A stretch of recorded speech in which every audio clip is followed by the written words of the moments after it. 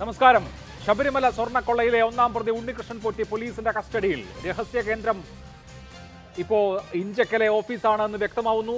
ആ കേന്ദ്രത്തിൽ വെച്ച് പോറ്റിയെ പോലീസ് ഇപ്പോഴും ചോദ്യം ചെയ്തുകൊണ്ടിരിക്കുകയാണ്. ഉണ്ണികൃഷ്ണൻ പോറ്റിയുടെ അറസ്റ്റ് ഏതാനും നിമിഷങ്ങൾക്കകം രേഖപ്പെടുത്തുമെന്നാണ് മനസ്സിലാക്കുന്നത്. SIT സംഘം ഇപ്പോൾ സന്നിധാനത്ത് ഉണ്ടുതാനും. ഈ വിഷയത്തിലേക്ക്, ഇതിന്റെ ചർച്ചയിലേക്ക് കടക്കുന്നതിന് മുൻപ് ഞങ്ങളുടെ പ്രതിനിധി അമൽ തേനംപറമ്പൻ ഈ വാർത്ത ഓരോ നിമിഷവും ഫോളോ ചെയ്യുന്നുണ്ട്. അമൽ, എപ്പോൾ ഉണ്ടാകും അറസ്റ്റ്? എന്താണ് ഇപ്പോൾ നടക്കുന്നത്?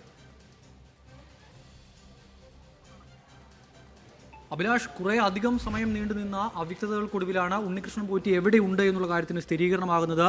ഉണ്ണികൃഷ്ണൻ പോറ്റി എൻ്റെ പിന്നിലായി കാണുന്ന ഈഞ്ചക്കലിലുള്ള ക്രൈംബ്രാഞ്ച് ഓഫീസിൽ പ്രത്യേക അന്വേഷണ സംഘത്തിന് മുന്നിൽ ചോദ്യം ചെയ്യലിന് വിധേയനാകുകയാണ്.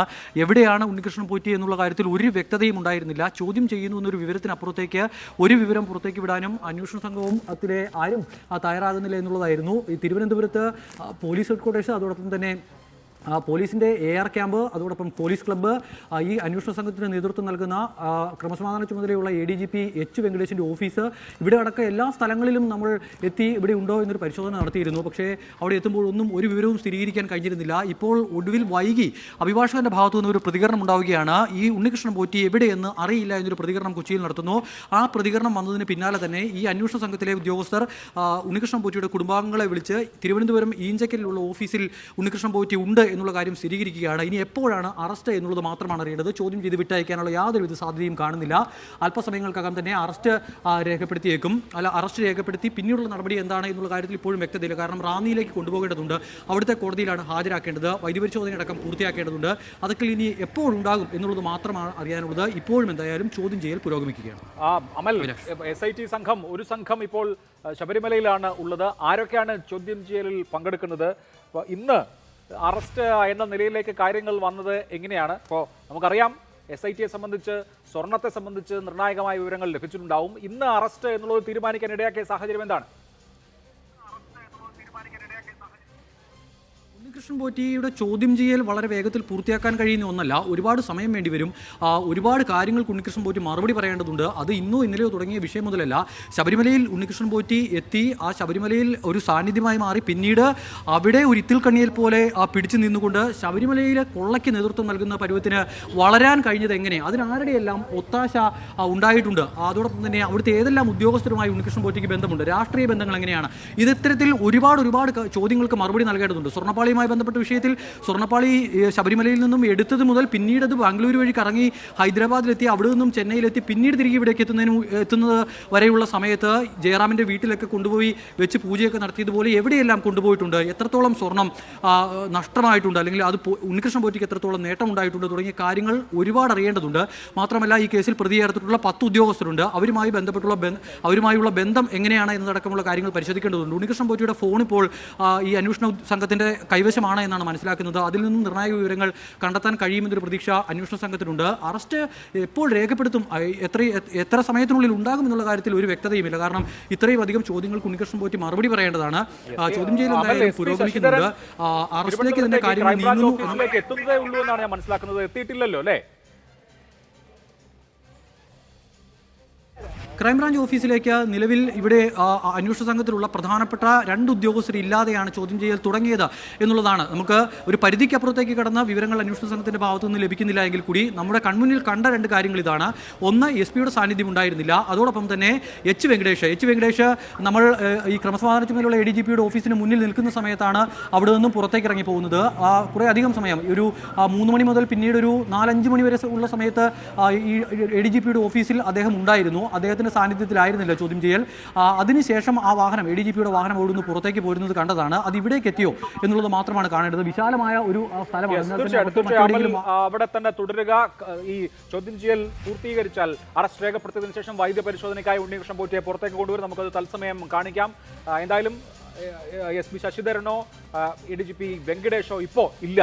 അവർ ഈ ചോദ്യം ചെയ്യൽ ടീമുമായി ബന്ധപ്പെട്ട് ജോയിൻ ചെയ്യുമോ എന്നുള്ളത് നമ്മൾ വരുന്ന നിമിഷങ്ങളിൽ അറിയാൻ ഇരിക്കുന്നതേ ഉള്ളൂ. ചർച്ചയിലേക്ക് Shri Jindo John, Congress, Shri M Jayachandran CPM സഹയാത്രികൻ, ശ്രീ ജിതിൻ തേവ് BJP, ശ്രീ രാഹുൽ ഈശ്വർ ആക്ടിവിസ്റ്റ് എന്നിവരാണ് പങ്കെടുക്കുന്നത് ചർച്ചയിൽ. ആദ്യം ശ്രീ M ജയചന്ദ്രൻ, അറസ്റ്റ് അനിവാര്യമാവുകയാണ്. പക്ഷേ ഉയരുന്ന ചോദ്യം, ഒരു ഉണ്ണികൃഷ്ണൻ പോറ്റിയിൽ അവസാനിക്കില്ലല്ലോ ഇത് എന്നാണ്. ഉണ്ണികൃഷ്ണൻ പോറ്റി ഒരു ഇടനിലക്കാരനായി ഈ തട്ടിപ്പിന് ഇടനില നിന്നിരിക്കാം. പക്ഷെ ഒരു ഉണ്ണികൃഷ്ണൻ പോറ്റിക്കും ഒരാൾക്കും ദേവസ്വം ഉദ്യോഗസ്ഥരുടെയോ ബോർഡിൻ്റെയോ അതിരുകടന്ന സഹായമില്ലാതെ ഇത് സാധ്യമാവില്ല. ശതകോടീശ്വരന്മാർ അപ്പുറത്തുമുണ്ടാകും. അപ്പോൾ ഇതിനെ ഒരു തുടക്കമായി കാണാൻ കഴിയുമോ അതോ ഇതിൽ അവസാനിക്കുമോ?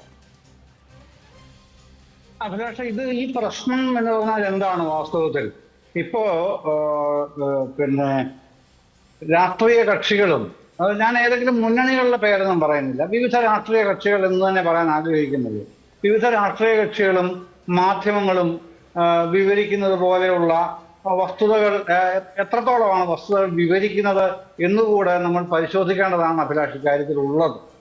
ഇത് ഇപ്പൊ ഇവിടെ ഈ ഇത്തവണ 2025 നടന്ന ഒരു സന്നിധാനത്തെ ഈ ദ്വാരപാലകരുടെ സ്വർണം പൂശിയ ചെമ്പുപാളികൾ കൊണ്ടുപോയതുമായി ബന്ധപ്പെട്ടാണല്ലോ പ്രശ്നം ഉണ്ടാകുന്നത്.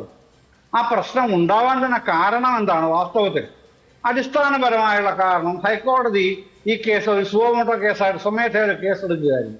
ഏതെങ്കിലും പൊതു താല്പര്യ ഹർജി ഉണ്ടായിട്ടല്ല പരാതി എടുക്കുന്നത്, അങ്ങനെ സുവമോട്ടോ കേസ് എടുക്കുന്നത്. മറ്റേതെങ്കിലും സ്വകാര്യ അന്യായങ്ങൾ ഉണ്ടായിട്ടുമല്ല. പക്ഷെ മറ്റൊരു കാര്യമുണ്ട്. ആ കാര്യം എന്താണ്? ശബരിമലയിലെ സ്പെഷ്യൽ കമ്മീഷണർ ഹൈക്കോടതിക്ക് ഒരു റിപ്പോർട്ട് സമർപ്പിക്കുന്നു സെപ്റ്റംബറിൽ, 2025 സെപ്റ്റംബറിൽ. അദ്ദേഹം ആ റിപ്പോർട്ടിൽ പറയുന്നു, ഇവിടെ ഇങ്ങനെ ഒരു പരിപാടി നടന്നിട്ടുണ്ട്. ദ്വാരപാലകരുടെ സ്വർണം പൂശിയ ചെമ്പുപാളികൾ ചെന്നൈയിലേക്ക് കൊണ്ടുപോയിട്ടുണ്ട്. അതിന് സ്പെഷ്യൽ കമ്മീഷണർ അനുവാദം വാങ്ങിയിട്ടില്ല. 1992 മുതൽ ശബരിമലയിലെ ഏത് നടപടികളും പ്രവർത്തികളും സ്പെഷ്യൽ കമ്മീഷണറെ, ഹൈക്കോടതിയുടെ സ്പെഷ്യൽ എൻവോയും കൂടിയാണ് ഈ സ്പെഷ്യൽ കമ്മീഷണർ എന്ന് പറഞ്ഞ ആള്. അപ്പൊ ഹൈക്കോടതിയുടെ അനുവാദം തന്നെ വാങ്ങിയിരിക്കണം, സ്പെഷ്യൽ കമ്മീഷണർ അനുവാദം വാങ്ങിയിരിക്കണം എന്നുള്ളത് വിധിയാണ്. ആ വിധിയെ ഇത്രകാലവും മാനിച്ചു തന്നെയാണ് എല്ലാ ദേവസ്വം ബോർഡുകളും പോയിട്ടുള്ളത്. ഈ ദേവസ്വം ബോർഡും അങ്ങനെ തന്നെയാണ്, അങ്ങനെ പോകാൻ കഴിയും.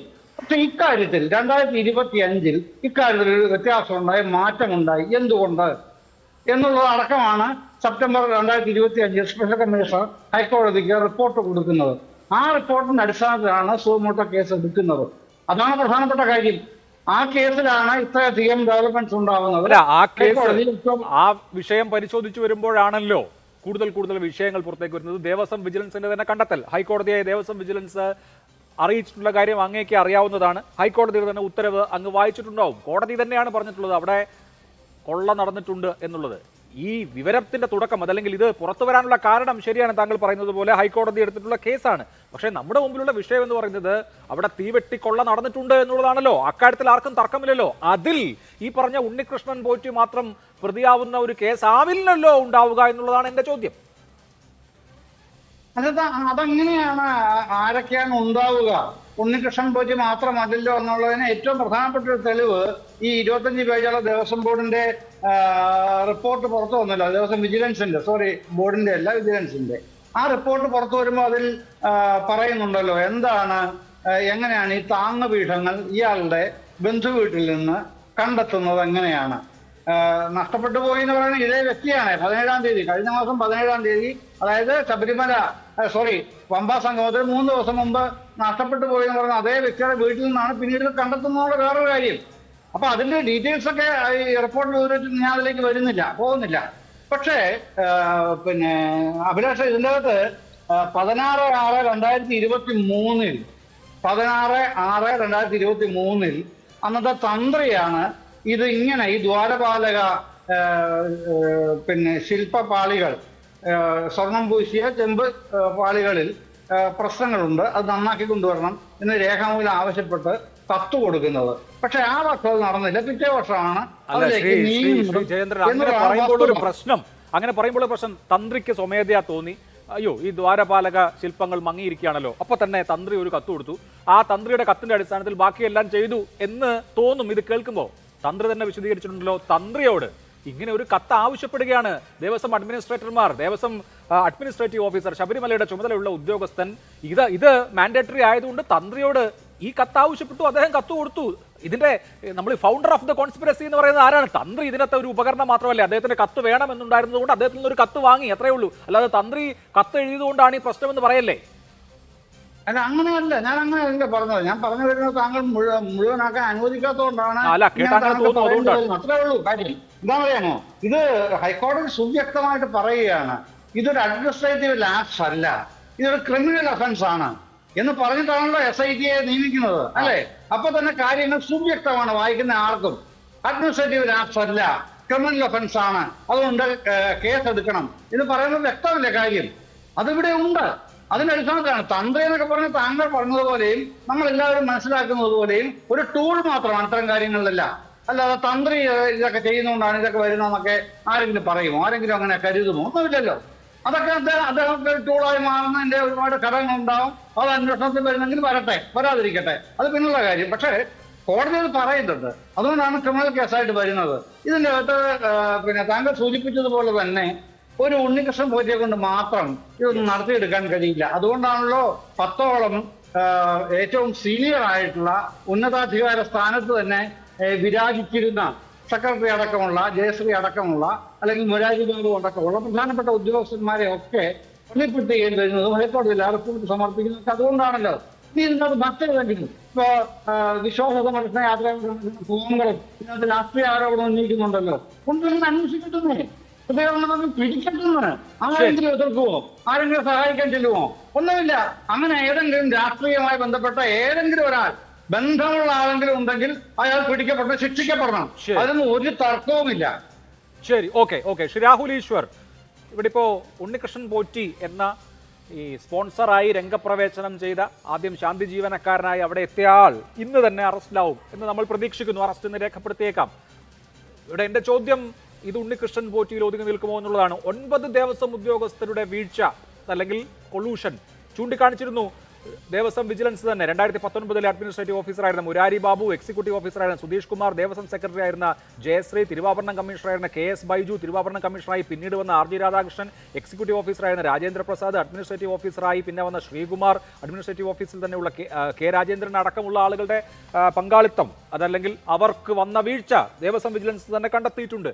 ഇതപ്പോൾ മഞ്ഞുമലയുടെ അറ്റം മാത്രമാവാനാണോ സാധ്യത?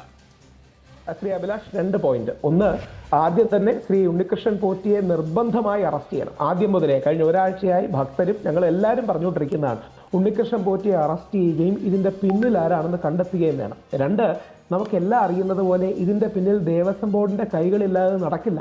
ഉദ്യോഗസ്ഥരിലേക്ക് മാത്രം ഇത് ചുരുക്കി രക്ഷപ്പെടുത്തി കൊണ്ടുപോകാനാണ് പല ആൾക്കാരും നോക്കുന്നത്. ഒരു കാര്യം ആരെയും മോശമായിട്ട് പറയുകയല്ല, പക്ഷേ മനഃപൂർവ്വം തന്ത്രിയും മേൽശാന്തിയും അടക്കമുള്ളവരുടെ പേര് ഇതിലേക്ക് വലിച്ചടയ്ക്കുന്നത് ദൗർഭാഗ്യകരമാണ്. 1991 അദ്വൈതം എന്ന സിനിമയിൽ ഇതേപോലെ ദേവസ്വം ബോർഡിലെ ഒരാൾ, അല്ലെങ്കിൽ ദേവസ്വം ബോർഡിന്റെ തലപ്പത്തിരിക്കുന്ന ഒരാൾ തിരുവാഭരണം കക്കുകയും തന്ത്രിയെ കൊടുക്കുകയും ചെയ്യുന്ന ഒരു കാര്യം ആ സിനിമയിലുണ്ട്. അതുപോലെയാണ് കേരളത്തിൽ നടന്നുകൊണ്ടിരിക്കുന്നതെന്ന് ആരെങ്കിലും സംശയിച്ചാൽ അതിനെ കുറ്റം പറയാൻ കഴിയില്ല. പക്ഷേ ശ്രീ രാഹുൽ ഈശ്വർ, സാങ്കേതികത്വമാണെങ്കിലും അല്ലെങ്കിലും ആ മഹസറിൽ ഒപ്പുവെച്ചവരിൽ മേൽശാന്തിയും തന്ത്രിയുമുണ്ട്. അപ്പോൾ അതിന്റെ പേരിൽ കേസെടുക്കപ്പെടുമ്പോൾ സ്വാഭാവികമായും അവർ പ്രതികളാവുമല്ലോ. പ്രൊസീജിയർ അല്ലേ അവിടെ, അല്ലേ? ദേവസ്വം ബോർഡിൽ ഇത്തരം കാര്യങ്ങളെല്ലാം ദേവസ്വം ബോർഡ് വരികയും ഇവരോട് പറയുകയും ചെയ്യുക. സിമ്പിളായിട്ട് എന്താ സാധാരണക്കാർക്ക് മനസ്സിലാകാൻ, ശബരിമലയിൽ ഗോൾഡ് ക്ലാഡിംഗ് മാറ്റി ഗോൾഡ് പ്ലേറ്റിംഗ് ആക്കുക എന്ന മോഷണ വിദ്യയാണ് നടന്നത്. അതായത് കട്ടിക്ക് ഗോൾഡ് ക്ലാഡ് ചെയ്തിരിക്കുന്ന സാധനം ഗോൾഡ് പ്ലേറ്റിംഗ് ആക്കിയാൽ ആരും അറിയില്ല. 5-1 സ്വർണം മാത്രമേ ആവശ്യം വേണ്ടി വരൂ. അതുകൊണ്ട് 1500 ഗ്രാം അഥവാ 1.5 കിലോഗ്രാം സ്വർണം മാറ്റി 361 ഗ്രാം ഗോൾഡ് പ്ലേറ്റ് ചെയ്തു. ഇതേപോലെ വിജയമല്യ തന്ന 30.3 കിലോഗ്രാം, കുറച്ചുകൂടെ കൃത്യമായിട്ട് പറഞ്ഞാൽ 30.291 കിലോഗ്രാം സ്വർണ്ണ ക്ലാഡിങ് ഗോൾഡ് പ്ലേറ്റിംഗ് ആക്കി മാറ്റാനൊരു തന്ത്രമാണ് നടന്നത്. അതോടൊപ്പം മറ്റു ചില അമ്പലങ്ങളിൽ നിന്നും കൂടി 285ഓളം ഗ്രാം നമ്മുടെ വൈക്കം ക്ഷേത്രത്തിലെ നഷ്ടപ്പെട്ടു തുടങ്ങിയ വിവരങ്ങൾ വരുന്നുണ്ട്. അപ്പോൾ എനോർമസ് ആയ ഒരു സ്വർണ്ണക്കൊള്ള, അഭിലാഷ് നേരത്തെ പറഞ്ഞ പോലെ തീവെട്ടിക്കൊള്ളാന്നോ മറ്റും പറയാൻ കഴിയുന്ന രീതിയിൽ ഒരു വൻ കൊള്ള, ഒരു കൊള്ള സംഘമായിട്ട് ഇവിടെ പ്രവർത്തിക്കുക. ഒരു കാര്യം കൂടെ വിനയത്തോടെ പറഞ്ഞോട്ടെ, ഇത് ലോകവ്യാപകമായി നമുക്ക് നാണക്കേടുണ്ടാക്കുന്ന ഒരു കാര്യമാണ്. ഇന്ത്യയിൽ മാത്രമല്ല, ഞാനിപ്പോൾ ഫിൻലാൻഡിലാണ്. ഇവിടുത്തെ ജനങ്ങൾ പോലും ഒരർത്ഥത്തിൽ ചിരിക്കുകയോ പരിഹസിക്കുകയോ വിഷമം പറയുകയാണ്. കാര്യം ഇവിടെ ഒരുപാട് വിശ്വാസികളും മറ്റുമുണ്ട്. അതായത് അയ്യപ്പനോ മറ്റോ വിശ്വസിച്ച് സ്വർണം അവിടെ നേദിക്കുമ്പോൾ അമ്പലക്കള്ളന്മാരത് മോട്ടിച്ചുകൊണ്ട് പോകുന്നു എന്ന് പറയുന്നത് വളരെ വേദനാജനകമാണ്. അമ്പലക്കള്ളന്മാരെന്നോ അമ്പലം വിഴുങ്ങികളെന്നോ വിളിക്കാം. ഇതിൽ ഒരു കാര്യം ആർക്കും സംശയം വേണ്ട, ദേവസ്വം ബോർഡിന്റെ ആൾക്കാരുടെ ആക്റ്റീവായ സപ്പോർട്ടും നേതൃത്വവും ഉണ്ട്. കാരണം വ്യാജരേഖ ചമയ്ക്കൽ എന്നൊരു കാര്യം കൂടി നടന്നിട്ടുണ്ട്. അതായത് ഗോൾഡിനെ ചെമ്പെന്ന് മാത്രം രേഖപ്പെടുത്തുകയാണ്. ഇത് ഒരു വിവാദമില്ലെങ്കിൽ ആരും അത് ശ്രദ്ധിക്കില്ല. പക്ഷേ ഇത് എഴുതിയവൻ ആ ബുദ്ധി ഉണ്ടാവുമല്ലോ. അതായത് വിവാദമില്ലാത്തൊരു സമയത്ത് അഭിലാഷിൻ്റെയിലും എൻ്റെയിലും അങ്ങനെ ഒരു രേഖ കിട്ടിയാൽ നമ്മൾ ഇതിനെക്കുറിച്ച് ചിന്തിക്കുക പോലുമില്ല. പക്ഷേ ബോധപൂർവം ആലോചിച്ച് 2019 പ്രക്ഷോഭമടക്കം നടക്കുന്ന കാലത്ത് ഞങ്ങളടക്കമുള്ള വിശ്വാസികൾ തെരുവിൽ തല്ലുകൊള്ളുമ്പോൾ ഇതിൻ്റെ ഇടയിലൂടെ വന്ന് ഗോൾഡ് ക്ലാഡിംഗ് മാറ്റി ഗോൾഡ് പ്ലേറ്റിംഗ് ആക്കിയവരെ ഒരു കാരണവശാലും വെറുതെ വിടരുത്. അയ്യപ്പസ്വാമി വെറുതെ വിടില്ല, പക്ഷേ നമ്മുടെ പോലീസും മറ്റും വെറുതെ വിടരുത്. ഇവരെ അറസ്റ്റ് ചെയ്യണം. ദേവസ്വം ബോർഡിലേക്ക് നീളണം ഈ അറസ്റ്റ്. അതാണ് പറയാനുള്ളത്. ശരി, ശ്രീ ജിൻഡോ ജോൺ വളരെ നിർണായകമായ സ്റ്റെപ്പിലേക്ക് എത്തിയിരിക്കുന്നു. കഴിഞ്ഞ ദിവസങ്ങളിലൊക്കെ നമ്മൾ ഈ ചർച്ചകളിലൊക്കെ ചോദിച്ചിരുന്നു, വളരെ എവിഡൻ്റായി സ്വർണ്ണക്കളവ് നടത്തിയത് ഉണ്ണികൃഷ്ണൻ പോറ്റിയാണ്. അയാൾ ഇവിടുന്ന് സ്വർണ്ണം ഊരിക്കൊണ്ടുപോയതിൽ മുഖ്യ പങ്കാളിത്തം വഹിച്ചു എന്നുള്ളത് വ്യക്തമായിട്ടും ഷെയർ ആർക്കൊക്കെ കിട്ടി, ആരൊക്കെ പങ്കുവച്ചു എന്നുള്ളത് ഇനി വരാനിരിക്കുന്ന കാര്യമാണ്. പക്ഷേ കൊണ്ടുപോയത് ഇയാളാണെന്ന് ബോധ്യമായിട്ടും എന്തുകൊണ്ടാണ് ഇയാളെ അറസ്റ്റ് ചെയ്യാത്തതെന്ന ചോദ്യം എല്ലായിടത്തും ഉണ്ടായിരുന്നു. ഇപ്പോൾ അറസ്റ്റിലേക്ക് കടക്കുകയാണ്, ചോദ്യം ചെയ്യൽ പുരോഗമിക്കുകയാണ്. കാര്യങ്ങളൊക്കെ 6 ആഴ്ചയുണ്ട് SITക്ക്. കാര്യങ്ങളൊക്കെ കൃത്യമായി മുന്നോട്ട് പോവുകയാണെന്ന് കരുതാമോ? അല്ല അഭിലാഷ്, ഇതിപ്പോൾ കോടതിയുടെ മേൽനോട്ടത്തിൽ നടക്കുന്ന ഒരു അന്വേഷണത്തിൽ SIT കൃത്യമായിട്ടുള്ള അതിൻ്റെ നടപടിക്രമങ്ങൾ പാലിച്ച് തന്നെയാണ് മുന്നോട്ട് പോകുന്നതെന്ന് നമുക്ക് വിശ്വസിക്കാം. കാരണം കോടതിയുടെ മേൽനോട്ടമുണ്ട്, കാര്യപ്രാപ്തിയുള്ള ഉദ്യോഗസ്ഥർ, സത്യസന്ധരായിട്ടുള്ള ഉദ്യോഗസ്ഥരെ ആയിരിക്കുമല്ലോ കോടതി സെലക്ട് ചെയ്തിട്ടുണ്ടാകുക. സ്വാഭാവികമായിട്ടും നമ്മൾ ആ നടപടിക്രമങ്ങളെ അത്തരം ഒരു ശ്രദ്ധയോടെ തന്നെയാണ് വീക്ഷിക്കുന്നത്. പക്ഷേ ഇവിടെ ഇപ്പോഴും ഇന്നിപ്പോൾ ഉണ്ണികൃഷ്ണൻ പോറ്റിയെ കസ്റ്റഡിയിൽ എടുത്തിട്ടുണ്ട് എന്നുള്ള വാർത്തകൾ വരുന്നു. അറസ്റ്റ് രേഖപ്പെടുത്തിയായിട്ട് നമുക്കറിയില്ല. എന്ത് തന്നെയായാലും ഈ 6 ദിവസക്കാലം എന്തുകൊണ്ട് വൈകി എന്നുള്ളതൊക്കെ ചോദ്യം അവിടെ നിൽക്കുമ്പോൾ പോലും അറസ്റ്റ് ചെയ്യപ്പെട്ടു എന്നുള്ളതൊരു നല്ല വാർത്തയാണ്. അവിടെ നിൽക്കുമ്പോൾ ഒരു കാര്യം, കഴിഞ്ഞ 6 വർഷക്കാലമായിട്ട് വീണ്ടും പഴയ ചോദ്യങ്ങൾ വീണ്ടും ചോദിക്കേണ്ടി വരികയാണ്. കഴിഞ്ഞ 6 വർഷക്കാലമായിട്ട് ഈ ഉണ്ണികൃഷ്ണൻ പോറ്റിയുടെ സ്വർണ്ണക്കൊള്ള അറിഞ്ഞിട്ട് മൂടി വെച്ചതിൻ്റെ ഉത്തരവാദിത്തം ആർക്കാണ്? അത് കേരളത്തിലെ രാഷ്ട്രീയ നേതൃത്വത്തിനാണ്, ഭരണ നേതൃത്വത്തിനാണ്. കാരണം ദേവസ്വം ബോർഡ് അടക്കം പ്രതിയാർക്കപ്പെട്ട ഒരു കേസിനകത്ത് ദേവസ്വം ബോർഡ് എന്ന് പറഞ്ഞാൽ അതൊരു രാഷ്ട്രീയ നിയമനമാണ്. സംസ്ഥാനം ഭരിക്കുന്ന പിണറായി വിജയൻ സർക്കാരിന് നേതൃത്വം കൊടുക്കുന്ന CPMന്റെ LDF എന്ന് പറഞ്ഞ മുന്നണിയുടെ രാഷ്ട്രീയ നിയമനമാണ് ദേവസ്വം ബോർഡ്. ആ ദേവസ്വം ബോർഡിലെ മുഴുവൻ ആളുകളും പ്രതിയേർക്കപ്പെടുന്ന ഒരു സാഹചര്യം വരുമ്പോൾ ഇതിൻ്റെ ഉത്തരം പറയേണ്ട രാഷ്ട്രീയ ബാധ്യത സംസ്ഥാനം ഭരിക്കുന്ന സർക്കാരിനുണ്ട്. അതിൽ കുറ്റക്കാരൊക്കെ ശിക്ഷിക്കപ്പെട്ടോട്ടെ, പിടിക്കപ്പെട്ടോട്ടെ എന്നുള്ള ഒഴുക്കൻ മട്ടിലുള്ള മറുപടിയല്ല കേൾക്കേണ്ടത്. അങ്ങനെ അവർ പറയണമെങ്കിൽ അവർ കേസെടുത്ത് അന്വേഷിക്കണമായിരുന്നു. കഴിഞ്ഞ 6 വർഷക്കാലം കേസെടുത്ത് അന്വേഷിക്കാതെ ഈ പോറ്റിയെ ആര് കൊണ്ടുവന്നോ, ഈ പോറ്റിക്കുള്ള സംരക്ഷണം കൊടുത്ത ആരാണെന്നോ, എന്തായിരുന്നു ഈ പോറ്റിയുടെ വിശ്വാസ്യത എന്നോ ഇതേവരെ കേരളത്തിൻ്റെ പൊതുസമൂഹത്തോട് പറയാത്ത കടകംപള്ളി സുരേന്ദ്രനും വാസവനും അടക്കമുള്ള മന്ത്രിമാർ, മുൻ ദേവസ്വം ബോർഡ് പ്രസിഡന്റുമാരായിട്ടുള്ള വാസുവും അതുപോലെ അനന്ത ഗോപനും പത്മകുമാറും അടക്കമുള്ള ആളുകൾ ഇതിന് മറുപടി പറയാൻ ബാധ്യതയുണ്ടല്ലോ. അന്വേഷണം നടക്കട്ടെ, തെളിവുകൾ പുറത്തു വരട്ടെ എന്നുള്ള വെല്ലുവിളി അല്ലെങ്കിൽ അത്തരത്തിലുള്ള ഒരു അഭിപ്രായമല്ല നമ്മൾക്ക് കേൾക്കേണ്ടത്. ഇതിന് ഉത്തരവാദിത്തമുള്ളവർ ഉത്തരവാദിത്തം ഏറ്റെടുക്കണം. അതിനു പകരം ഇതൊക്കെ രാഷ്ട്രീയ ഈ നേതൃത്വം കൊടുക്കുന്ന CPMന്റെ നേതാക്കന്മാർ പറയുന്നത് എന്താ, മുഖ്യമന്ത്രി അടക്കം പറയുന്നവരെന്താ, അന്വേഷണം നടന്നോട്ടെ, ഇത് ഉദ്യോഗസ്ഥരുടെ വീഴ്ചയാണ്. ഇപ്പം ഈ ചർച്ചയിൽ പങ്കെടുത്ത് സംസാരിക്കുന്ന M ജയചന്ദ്രൻ അടക്കമുള്ള ആളുകൾ പറയുന്നത് ഉദ്യോഗസ്ഥരുടെ വീഴ്ചയാണെന്ന്. ഉദ്യോഗസ്ഥരുടെ വീഴ്ചയാണ്. ആശുപത്രി ഇടിഞ്ഞു വീണ് മനുഷ്യർ മരിക്കുമ്പോൾ അല്ലെങ്കിൽ പോലീസുകാർ നാട്ടുകാരെ ഇടിച്ചു കൊല്ലാൻ നോക്കുമ്പോൾ ഏത് സർക്കാർ വകുപ്പിലും എന്ത് അനാസ്ഥ സംഭവിച്ചാലും അതിൻ്റെയൊക്കെ ഉത്തരവാദിത്തം ഉദ്യോഗസ്ഥർക്കാണെങ്കിൽ കമ്മ്യൂണിസ്റ്റ് പാർട്ടി പറയണം, മാർക്സിസ്റ്റ് പാർട്ടി പറയണം, ഈ സംസ്ഥാനത്ത് ഉദ്യോഗസ്ഥ ഭരണമാണ്, പിണറായി വിജയന്റെ ഭരണമല്ല എന്ന് പറയണം. അല്ലെങ്കിൽ ഇതിന് ആഗോള അയ്യപ്പ സംഗമം നടത്തിയപ്പോൾ അത് സർക്കാരിൻ്റെ നേട്ടവും മേന്മയും അടിസ്ഥാന വികസന സൗകര്യ വികസനത്തിന് വേണ്ടിയിട്ട് സർക്കാരിൻ്റെ ഇച്ഛാശക്തിയിൽ വിരിയിച്ചെടുത്ത ഒരു കാഴ്ചപ്പാടാണ് ആഗോള അയ്യപ്പ സംഗമം എന്ന് അവകാശപ്പെട്ട സർക്കാർ ശബരിമലയിലെ സ്വർണ്ണക്കള്ള ഹൈക്കോടതി കയ്യോടെ പിടിക്കുമ്പോൾ 6 വർഷം മൂടിവെച്ച കൊള്ള പുറത്തു വരുമ്പോൾ അവിടുത്തെ വിഗ്രഹ മോഷണം എന്ന് പറയുന്ന തക്കത്തിലുള്ള മോഷണം പുറത്തു വരുമ്പോൾ അത് ഉദ്യോഗസ്ഥരുടെ വീഴ്ചയാണെന്ന് പറഞ്ഞാൽ രണ്ടും കൂടി പറ്റില്ല, രണ്ടും കൂടി അംഗീകരിച്ചു കൊടുക്കാൻ പറ്റില്ല. ഏതെങ്കിലും ഒരു നിലപാട് വേണം. ഒന്നുകിൽ ഉദ്യോഗസ്ഥ ഭരണമാണ് കേരളത്തിൽ, ഞങ്ങൾക്ക് ഒന്നിനും ഒരു കഴിവും പ്രാപ്തിയുമില്ലാത്ത ആളുകളാണ് എന്ന് സമ്മതിക്കണം, അല്ലെങ്കിൽ ഞങ്ങളുടെ അറിവോട് കൂടിയാണ് ഉദ്യോഗസ്ഥരുടെ നേതൃത്വത്തിൽ നടത്തിയ ഈ വ്യാജരേഖ ചമയ്ക്കൽ, ഈ കൊള്ളയടി, ഈ വിഗ്രഹമോഷണം, ഈ അമ്പലക്കൊള്ള നടത്തിയത് എന്ന് ഇവർ സമ്മതിക്കണം. ഏതെങ്കിലും ഒന്ന് സമ്മതിക്കണം. ശരി, ശ്രീ ജിതിൻ ദേവ്, SIT വളരെ ഫാസ്റ്റായിട്ട് മുന്നോട്ട് പോവുകയാണ്. ഈ അന്വേഷണം പോരാ, CBI അന്വേഷണം വേണം, കേന്ദ്ര അന്വേഷണം വേണം തുടങ്ങിയ പലതരത്തിലുള്ള ആവശ്യങ്ങൾ പല കോണുകളിൽ നിന്ന് ഉണ്ടായിരുന്നു. അതിൻ്റെ ഒന്നും ആവശ്യമില്ല, കൃത്യമായി പ്രതികളിലേക്ക് എത്തുകയാണ്. ഹൈക്കോടതി നിയോഗിച്ച, ഹൈക്കോടതിയുടെ നിയന്ത്രണത്തിൽ ഇപ്പോൾ പ്രവർത്തിച്ചുകൊണ്ടിരിക്കുന്ന സ്പെഷ്യൽ ഇൻവെസ്റ്റിഗേഷൻ ടീം എന്ന് വേണമോ വിചാരിക്കാൻ? കാരണം ഈ സ്പെഷ്യൽ ഇൻവെസ്റ്റിഗേഷൻ ടീം ഹൈക്കോടതിയുടെ മേൽനോട്ടത്തിൽ ഇത് രൂപീകൃതമായി. ഹൈക്കോടതിയുടെ മേൽനോട്ടത്തിൽ ഇത് രൂപീകൃതമായപ്പോൾ ആദ്യം SIT ചെയ്യേണ്ടിയിരുന്നത് ദേവസ്വം വിജിലൻസിൻ്റെ ഉൾപ്പെടെ റിപ്പോർട്ടിൽ സമഗ്രമായി പല ഭാഗങ്ങളിൽ പലതരത്തിൽ പല വേഷത്തിൽ പല രൂപത്തിൽ പ്രതിപാദിച്ച ആളാണ് ഉണ്ണികൃഷ്ണൻ പോറ്റി. ആദ്യം ദ വെരി ഫസ്റ്റ് മൊമെൻറ്റ് എന്താ SIT ചെയ്യേണ്ടിരുന്നത്? ഈ ഉണ്ണികൃഷ്ണൻ പോറ്റിയെ കസ്റ്റഡി എടുക്കുകയാണ് ചെയ്യേണ്ടിരുന്നത്. രണ്ടാമത് അറസ്റ്റ് രേഖപ്പെടുത്തുന്നത് രണ്ടാമത്തെ കാര്യം, കസ്റ്റഡിയിൽ എടുക്കണം. ഇവിടെ എന്താ സംഭവിച്ചത്?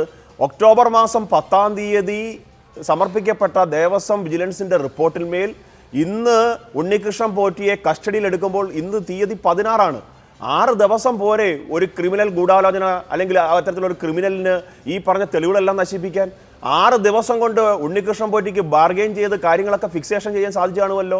6 ദിവസം കൊണ്ട് ഇതിനകത്ത് ഉണ്ണികൃഷ്ണൻ പോറ്റിക്ക് എന്തെല്ലാം തരത്തിലുള്ള മറച്ചുവെപ്പും മാറ്റുവെപ്പും നടത്താൻ സാധിച്ചിട്ടുണ്ടാവും. അപ്പോൾ ഇതിനുള്ള അവസരം ബോധപൂർവം SIT ചെയ്തു കൊടുത്തോ എന്ന് സംശയിച്ചാൽ അത് കുറ്റം പറയാൻ സാധിക്കുമോ? അത് മാത്രമല്ല, കാരണം ഇത് ഒരു കേരളത്തിൽ മാത്രം ഒതുങ്ങി നിൽക്കുന്ന ഒരു ക്രൈം സീൻ അല്ല. ഇതിനകത്ത് കർണാടകയുണ്ട്, ഇതിനകത്ത് തെലുങ്കാനയുണ്ട്, ഇതിനകത്ത് ചെന്നൈ ഉണ്ട്.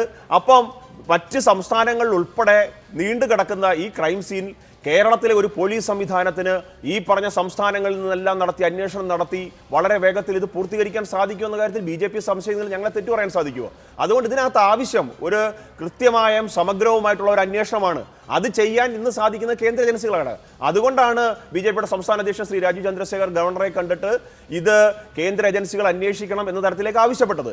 ഇത് മാത്രമല്ല, ഇപ്പൊ ഇവിടെ ശ്രീ M ജയചന്ദ്രൻ അദ്ദേഹം വീണ്ടും ഇതിന് ന്യായീകരണം നടത്താനാണ് ശ്രമിക്കുന്നത്. അഡ്മിനിസ്ട്രേറ്റീവ് ലാപ്സ് എന്ന് പറഞ്ഞ് നമുക്കിതിനെ ചിന്തിക്കാൻ സാധിക്കുമോ? ഇത് ഒരു അഡ്മിനിസ്ട്രേറ്റീവ് ലെവൽ ക്രിമിനൽ കോൺസ്പിറൻസിയാണ്. ഇതെല്ലാവരും അറിഞ്ഞുകൊണ്ട് നടത്തിയ ഒരു തട്ടിപ്പാണ്. അതിനുള്ള തെളിവുകൾ പറഞ്ഞത് കേന്ദ്ര ഏജൻസികളോ ED ആരും അല്ലല്ലോ. ഈ തെളിവുകൾ ഓരോന്നും പുറത്തേക്ക് വിട്ടത് ഈ സ്റ്റേറ്റിലെ തന്നെ പോലീസ് സംവിധാനമായ വിജിലൻസ് അല്ലേ. അവർ പറഞ്ഞില്ലേ, ശബരിമല തന്ത്രി ചെമ്പുപാളികളിൽ സ്വർണം പൊതിഞ്ഞത് എന്നത് മുരാരി ബാബുവിന്റെ റിപ്പോർട്ട് വന്നപ്പോൾ ചെമ്പുപാളികൾ എന്ന് മാത്രമാക്കി തീർത്തു. അത് മാത്രമാണോ?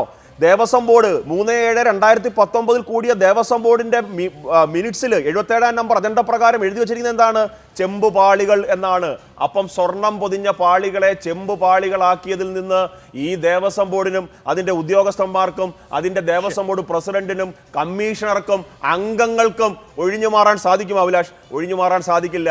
മുരാരി ബാബുവിന്റെ തട്ടിപ്പ് കണ്ടുപിടിച്ചണക്കെ ഒരു രാജ്യത്തിലാണോ? ശബരിമല മാത്രമാണോ? ഏറ്റുമാനൂർ തട്ടിപ്പ് കണ്ടുപിടിച്ചണക്കെയും വീണ്ടും സ്ഥാനക്കയറ്റം നൽകുകയാണ്. ഡെപ്യൂട്ടി കമ്മീഷണർ മുരാരി ബാബു ഇന്ന് സർവീസിൽ നിന്ന് പുറത്തു നിൽക്കുന്ന ആളല്ല.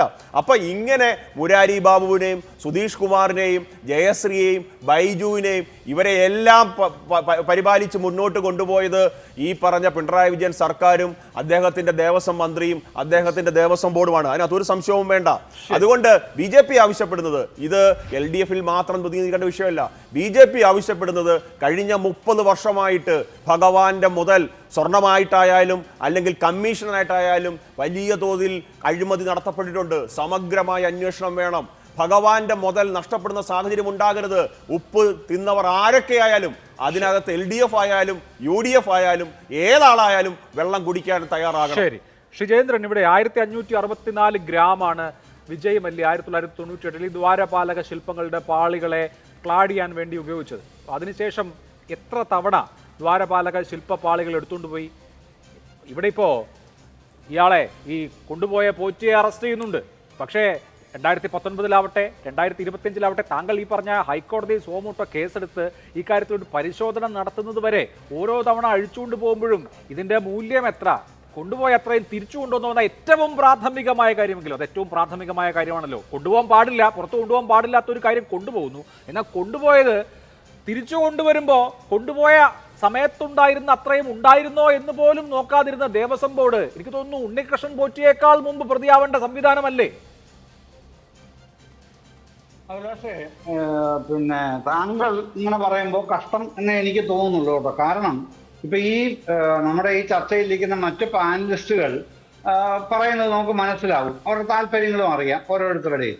ഇപ്പൊ ഞാൻ തന്നെ ഇപ്പൊ താങ്കൾ പറയുന്നതും മറ്റ് സഹപാനലിസ്റ്റുകൾ പറയുന്നത് ശ്രദ്ധാപൂർവം കേട്ടിട്ടാണ് ഞാൻ ഇരിക്കുന്നത്. ഞാൻ പറയുന്നത് അവരങ്ങനെ കേൾക്കും എന്നാണ് ഞാൻ ധരിക്കുന്നത്. പക്ഷെ അങ്ങനെയല്ല എന്ന് പിന്നെ ശ്രീ ജിൻഡോ ജോണും ശ്രീ ജിതിൻ ദേവും സംസാരിച്ചപ്പോൾ എനിക്ക് മനസ്സിലായി. അവർ രണ്ടുപേരും സ്ഥാപിക്കാൻ ശ്രമിക്കുന്ന എന്താണ്? അഡ്മിനിസ്ട്രേറ്റീവ് ലാപ്സ് ആണ് ഈ പ്രശ്നം എന്ന് ഞാൻ പറഞ്ഞത്രേ. അങ്ങനെ വാക്ക് പറഞ്ഞതായിട്ട് താങ്കൾക്ക് പറയാൻ പറ്റുമോ? അഡ്മിനിസ്ട്രേറ്റീവ് ലാപ്സ് അല്ല എന്നാണ് ഹൈക്കോടതി കണ്ടെത്തിയത്. അവിടെ ക്രിമിനൽ ഒഫൻസ് ഉണ്ട് എന്നാണ് പറഞ്ഞത്. ഇതാണ് ഞാൻ ഉദ്ധരിച്ചത്. അതിന് പകരം വളരെ തെറ്റായി എന്നെ മറ്റൊരു രീതിയിലേക്ക് അപനിർമ്മിക്കുകയാണല്ലോ ചെയ്യുന്നവര്. എന്തിനാണ് ആ താല്പര്യം? എന്തുകൊണ്ടാണ് ആ താല്പര്യം? അതാണ് നിശ്ചിത താല്പര്യം എന്ന് പറയുന്നത്. ഇപ്പൊ ഇവിടെ താങ്കൾ ഇപ്പൊ ഏറ്റവും ഒടുവിൽ എന്നോട് ചോദിച്ചിട്ടുണ്ടല്ലോ, അതിന് മറുപടിയിലേക്ക് മാത്രം വരാം. ഇവിടെ ഇപ്പോ സുവമോട്ടോ കേസെടുത്തിരിക്കുന്നത് ഈ പറയുന്നത് പോലെ വിജയ് മല്യ അന്ന് കൊടുത്ത കേസ് മുതൽ ഇന്ന് വരെയുള്ള പ്രശ്നങ്ങൾ അന്വേഷിക്കാൻ അല്ലെന്നേ.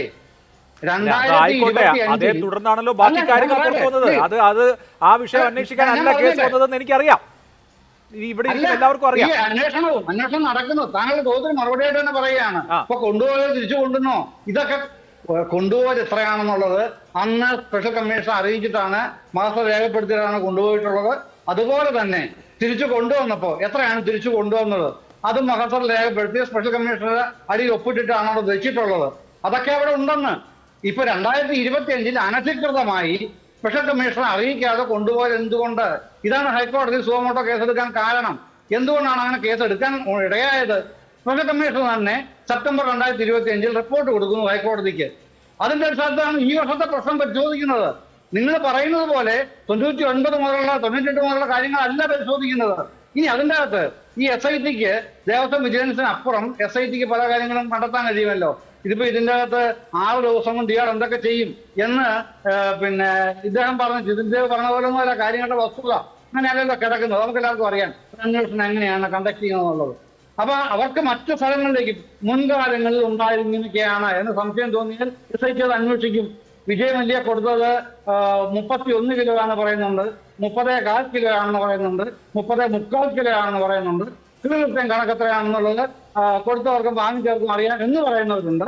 അപ്പൊ ഇതിന്റെ കണക്കൊക്കെ എവിടെയാണ്? അതൊക്കെ SIT നോക്കുമായിരിക്കും. അവർ നോക്കണമെന്നുണ്ടെങ്കിൽ അതൊക്കെ വേറെ കാര്യം. നോക്കലെന്ന് ആരെങ്കിലും പറഞ്ഞോ? അതുപോലെ ആരെങ്കിലും രക്ഷിക്കാനായിട്ട് പിന്നെ അതാണോ ഞാൻ പറഞ്ഞത്? ജിൻഡോ ജോൺ പറഞ്ഞ കേട്ടാൽ ഞാൻ ആയിക്കോട്ടെ. രാഹുൽ പറഞ്ഞ ഒരു കാര്യത്തിൽ മറുപടി പറയാനുണ്ട്. 30.25 30.5 30.4 എന്ന് ചോദിക്കുമ്പോ UB ഗ്രൂപ്പിന്റെ അന്ന് 1999 UB ഗ്രൂപ്പിന്റെ ഫിനാൻസ് മാനേജർ ദേവസ്വം സെക്രട്ടറിക്ക് നൽകിയ കത്തിൽ 30.291 കിലോ സ്വർണം എന്ന് വളരെ കൃത്യമായി രേഖപ്പെടുത്തിയിട്ടുണ്ട്. അതിലാണ് 1564.19 ഗ്രാം ആണ് ശ്രീകോവിലിന് മുൻപിലെ 2 ദ്വാരപാലക ശില്പങ്ങളിൽ പതിപ്പിച്ചിട്ടുള്ളതായി പറയുന്നത്. അത് 1999 UB ഗ്രൂപ്പിന്റെ ഫിനാൻസ് മാനേജർ കൊടുത്ത കത്താണ്. അതൊരു രേഖയാണ്. സ്വാഭാവികമായും കോടതിയിൽ മുമ്പാകെ അത് എത്തിയിട്ടുണ്ട്. നമ്മൾ ഇതിലൊന്നും വെറുതെ ഇനി വേറെ എത്രയാണെന്ന് അന്വേഷിക്കേണ്ട കാര്യമൊന്നുമില്ല. രാഹുൽ ഈശ്വർ, ഒരുപാട് കാര്യങ്ങൾ ഇനിയും പുറത്തേക്ക് വരാനുണ്ട്.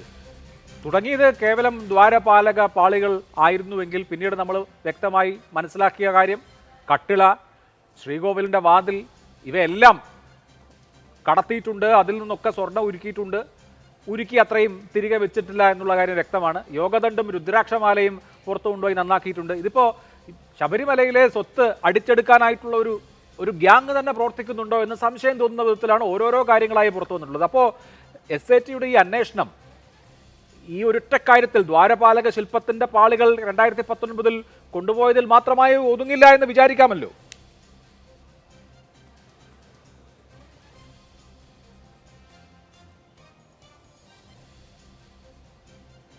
രാഹുൽ ഫ്രീസായോ?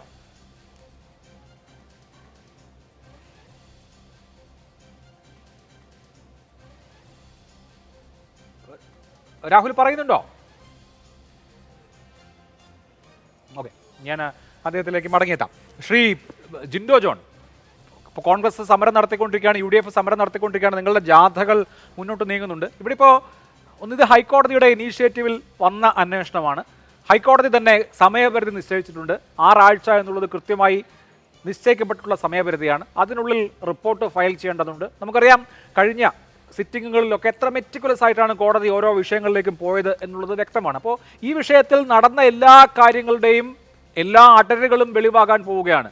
അപ്പോൾ ഇതിനകത്ത് ഇങ്ങനെ നടന്നുകൊണ്ടിരിക്കുന്നതിനിടയിൽ ഒരു രാഷ്ട്രീയ സമരത്തിനും മറ്റു തരത്തിലുള്ള പ്രക്ഷോഭത്തിനും പ്രസക്തിയുണ്ടോ? എവിടെയെങ്കിലും ഈ അന്വേഷണം ബ്ലോക്ക് ആവുകയോ അതല്ലെങ്കിൽ ഇതിൽ ഉൾപ്പെട്ടിട്ടുള്ള ആളുകൾ രക്ഷപ്പെടാനുള്ള സാഹചര്യം ഒരുങ്ങുകയോ ചെയ്യുമ്പോഴാണല്ലോ ജനകീയ സമ്മർദ്ദത്തിന് പ്രസക്തി വരുന്നത്. ആ ഒരു പശ്ചാത്തലം ഇപ്പോൾ ഉണ്ടോ? അല്ല അഭിലാഷൻ, ഞാൻ അതിലേക്ക് വരാം. എനിക്ക് അതിനു മുമ്പ് ശ്രീ ജയേന്ദ്രൻ സാറിനോടൊരു 1-2 കാര്യങ്ങൾ ചോദിക്കാനുണ്ട്. ഞാൻ പറയുന്ന കാര്യങ്ങളിൽ അദ്ദേഹത്തിന് തർക്കമുണ്ടാകാൻ ഇടയില്ല എന്ന് ഞാൻ വിചാരിക്കുന്നു. ഒന്ന്, ശബരിമലയിൽ 98-99 കാലത്ത് UB ഗ്രൂപ്പ് അവിടെ ശ്രീകോവിലും അതുപോലെ ദ്വാരപാലക ശില്പവും വാതിലും ഒക്കെ സ്വർണം കൊണ്ട് പാളികൾ വെച്ച് ക്ലാഡ് ചെയ്തു എന്നാണ് ഞാൻ മനസ്സിലാക്കുന്നത്. അതിൽ താങ്കൾക്ക് തർക്കമുണ്ടാക്കാൻ സാധ്യതയില്ല. പിന്നെ എങ്ങനെയാണത് ചെമ്പാണെന്ന് ഉദ്യോഗസ്ഥർക്ക് രേഖപ്പെടുത്താനുള്ള ധൈര്യം കിട്ടിയത്? അപ്പോൾ അവരങ്ങനെ ചെമ്പായിട്ട് രേഖപ്പെടുത്തി. അത് കഴിഞ്ഞ് അതിൻ്റെ പ്രഭ കുറഞ്ഞു എന്ന് പറഞ്ഞ് അത് അഴിച്ചു കൊണ്ടുപോകാൻ, പുറത്തേക്ക് കൊണ്ടുപോകാൻ ആര് അനുമതി കൊടുത്തു? അത് ദേവസ്വം ബോർഡിന്റെ ഉത്തരവാദിത്തപ്പെട്ട ബോർഡ് പ്രതിനിധികൾക്കോ ഈ ദേവസ്വം വകുപ്പിനോ അറിയാതെയാണോ നടന്നത്? ഇനി അടുത്തത്, ആ അഴിച്ചുകൊണ്ടുപോയത് 40 ദിവസത്തിന് ശേഷമാണ് ചെന്നൈയിൽ എത്തിയത് എന്ന് പറയുന്നു. എന്തുകൊണ്ട് അത്ര കാലതാമസം എന്നത് നിങ്ങൾ അന്വേഷിച്ചിരുന്നോ? അത് അവിടെ എത്തിയപ്പോൾ അതിന് തൂക്കക്കുറവുണ്ട് എന്ന് കണ്ടെത്തി. എന്തുകൊണ്ട് ആ തൂക്കക്കുറവ് വന്നു എന്ന് നിങ്ങൾ അന്വേഷിച്ചിരുന്നോ? അത് മറ്റൊരു ഡ്യൂപ്ലിക്കേറ്റ് ഉണ്ടാക്കി കൊണ്ടുപോയത് കൊണ്ടാണ് തൂക്കക്കുറവ് എന്ന് പറയുന്നു എങ്കിൽ അത് എന്തുകൊണ്ടാണ് എന്ന് നിങ്ങൾ അന്വേഷിച്ചിരുന്നോ? അടുത്തത്, എന്തുകൊണ്ടാണ് ഇത് വീണ്ടും ഇങ്ങനെ തൂക്കക്കുറവ് വരികയും ഇത് അഴിച്ചുകൊണ്ടുപോയിട്ട് സ്വർണ്ണപ്പാളികൾ അഴിച്ചു മാറ്റിയിട്ട് പിന്നെ സ്വർണം പൂശിയിട്ട് ചെമ്പ് പാളികൾ തിരിച്ചു വെച്ചെന്ന് തോന്നിയിട്ട് പോലും വീണ്ടും എന്തുകൊണ്ടാണ് ഇങ്ങനെ ഇയാൾക്ക് തന്നെ കരാർ കൊടുത്തത്? ഇനി ഇതെല്ലാം അസത്യമാണ് എന്നാണ് താങ്കൾ പറയുന്നതെങ്കിൽ കേരളത്തിലെ ഹൈക്കോടതിയെ അത് ബോധ്യപ്പെടുത്തണം. രണ്ടാമത്തത്, ഇങ്ങനെയൊക്കെ ഇത് സത്യങ്ങളായി നിൽക്കുന്നത് കൊണ്ടല്ലേ ഈ ഉണ്ണികൃഷ്ണൻ പോറ്റിക്ക് ഇതിൽ എല്ലാ ഇടപാടും കഴിഞ്ഞ് കുറെ സ്വർണം ബാക്കിയുണ്ടെന്ന് ഇമെയിൽ വഴി വാസുവിന് അത് അയച്ചു കൊടുക്കേണ്ടി വന്നത്? അപ്പോൾ പോലും അവിടെ ദേവസ്വം കമ്മീഷണറായിരുന്ന വാസുവിന്, പിന്നീട് ദേവസ്വം ബോർഡ് പ്രസിഡന്റായ വാസുവിന് യാതൊരു സംശയവും തോന്നില്ല. ഉണ്ണികൃഷ്ണൻ പോറ്റിയുടെ സ്വന്തം സ്വർണം ആരുടെയെങ്കിലും കല്യാണത്തിന് ഉപയോഗിക്കുന്നതിന് എന്തിനാ ദേവസ്വം ബോർഡ് പ്രസിഡന്റിനോട് അനുമതി ചോദിക്കുന്നത്? അങ്ങനെ ഒരു സംശയം പോലും അദ്ദേഹത്തിന് തോന്നിയില്ലെങ്കിൽ എന്തുകൊണ്ട്? ഇത് വിവിധ സ്ഥലങ്ങളിൽ ഈ വാതിലും കട്ടിളപ്പടയും ദ്വാരപാലക ശില്പത്തിന്റെ പാളികളുമൊക്കെ പ്രദർശനം നടത്തിയത് നിങ്ങൾ അറിഞ്ഞില്ലേ? അദ്ദേഹം പണപ്പിരിവ് നടത്തിയത് നിങ്ങൾ അറിഞ്ഞില്ലേ? ഈ വിഗ്രഹം മറിച്ചു വിറ്റു എന്ന് ഹൈക്കോടതിക്ക് പോലും ബോധ്യപ്പെടുന്ന സംശയമുണ്ട്. നിങ്ങൾ 6 വർഷക്കാലം അറിഞ്ഞില്ലേ? ഒന്നാമത്തെ ചോദ്യം, നിങ്ങൾ ഇതൊന്നും അറിഞ്ഞില്ലെങ്കിൽ നിങ്ങൾ ഈ സ്ഥാനത്തിരിക്കാൻ യോഗ്യരല്ല. ദേവസ്വം ബോർഡ് ഭരിക്കാനും ദേവസ്വം ബോർഡ് പ്രസിഡന്റ് സ്ഥാനത്തിരിക്കാനും അതുപോലെ ദേവസ്വം വകുപ്പ് ഭരിക്കാൻ വാസവനും അതുപോലെ കടകംപള്ളിയൊന്നും യോഗ്യരല്ലായിരുന്നു എന്നുള്ളതിന്റെ ഒന്നാമത്തെ തെളിവ്. ഇനി നിങ്ങൾ അറിഞ്ഞെങ്കിൽ 6 വർഷക്കാലം ഇത് മൂടി വെച്ചത് ആരെ സംരക്ഷിക്കാനാണ്? അപ്പൊ അമ്പലക്കള്ളന്മാരെ പോറ്റി വളർത്തിയതിൽ പിണറായി വിജയന്റെ സർക്കാരിന് ഉത്തരവാദിത്തമുണ്ട്. ഈ അമ്പലക്കള്ളന്മാരെ പോറ്റി വളർത്തുന്നതിന്റെ കാരണഭൂതനാണ് പിണറായി വിജയൻ എന്നുള്ള കാര്യത്തിൽ തർക്കമില്ല. ഇനി അഭിലാഷ് ചോദിച്ച ചോദ്യം, ഇവിടെ 4 മേഖലാ ജാഥകൾ നടത്തിക്കൊണ്ട് 18-ാം തീയതി ചെങ്ങന്നൂർ അവസാനിക്കുന്ന ഈ കോൺഗ്രസിന്റെ KPCCയുടെ പ്രതിഷേധ വിശ്വാസ സംരക്ഷണ യാത്ര എന്തിനു വേണ്ടിയിട്ടാണെന്ന് ഞങ്ങൾ കേരളത്തിലെ വിശ്വാസികളും മതേതര വിശ്വാസികളുമായിട്ടുള്ള സകല മനുഷ്യരുടെയും ജാഗ്രത ഉണർത്താൻ വേണ്ടിയിട്ടാണ്. ഇത് കോൺഗ്രസിനെ പോലെ ഉത്തരവാദിത്തപ്പെട്ട ഒരു രാഷ്ട്രീയ പാർട്ടിയുടെ ഉത്തരവാദിത്തമാണ്. 2019 ആക്ടിവിസ്റ്റുകളെ പോലീസ് യൂണിഫോമിൽ അകമ്പടി സേവനയോടെ 1000 പോലീസിന്റെ അകമ്പടിയോടെ സന്നിധാനത്തേക്ക് നടത്തിയപ്പോൾ ഇതേ വിഷയത്തിൽ ഞങ്ങൾ സമരം ചെയ്തിട്ടുണ്ട്.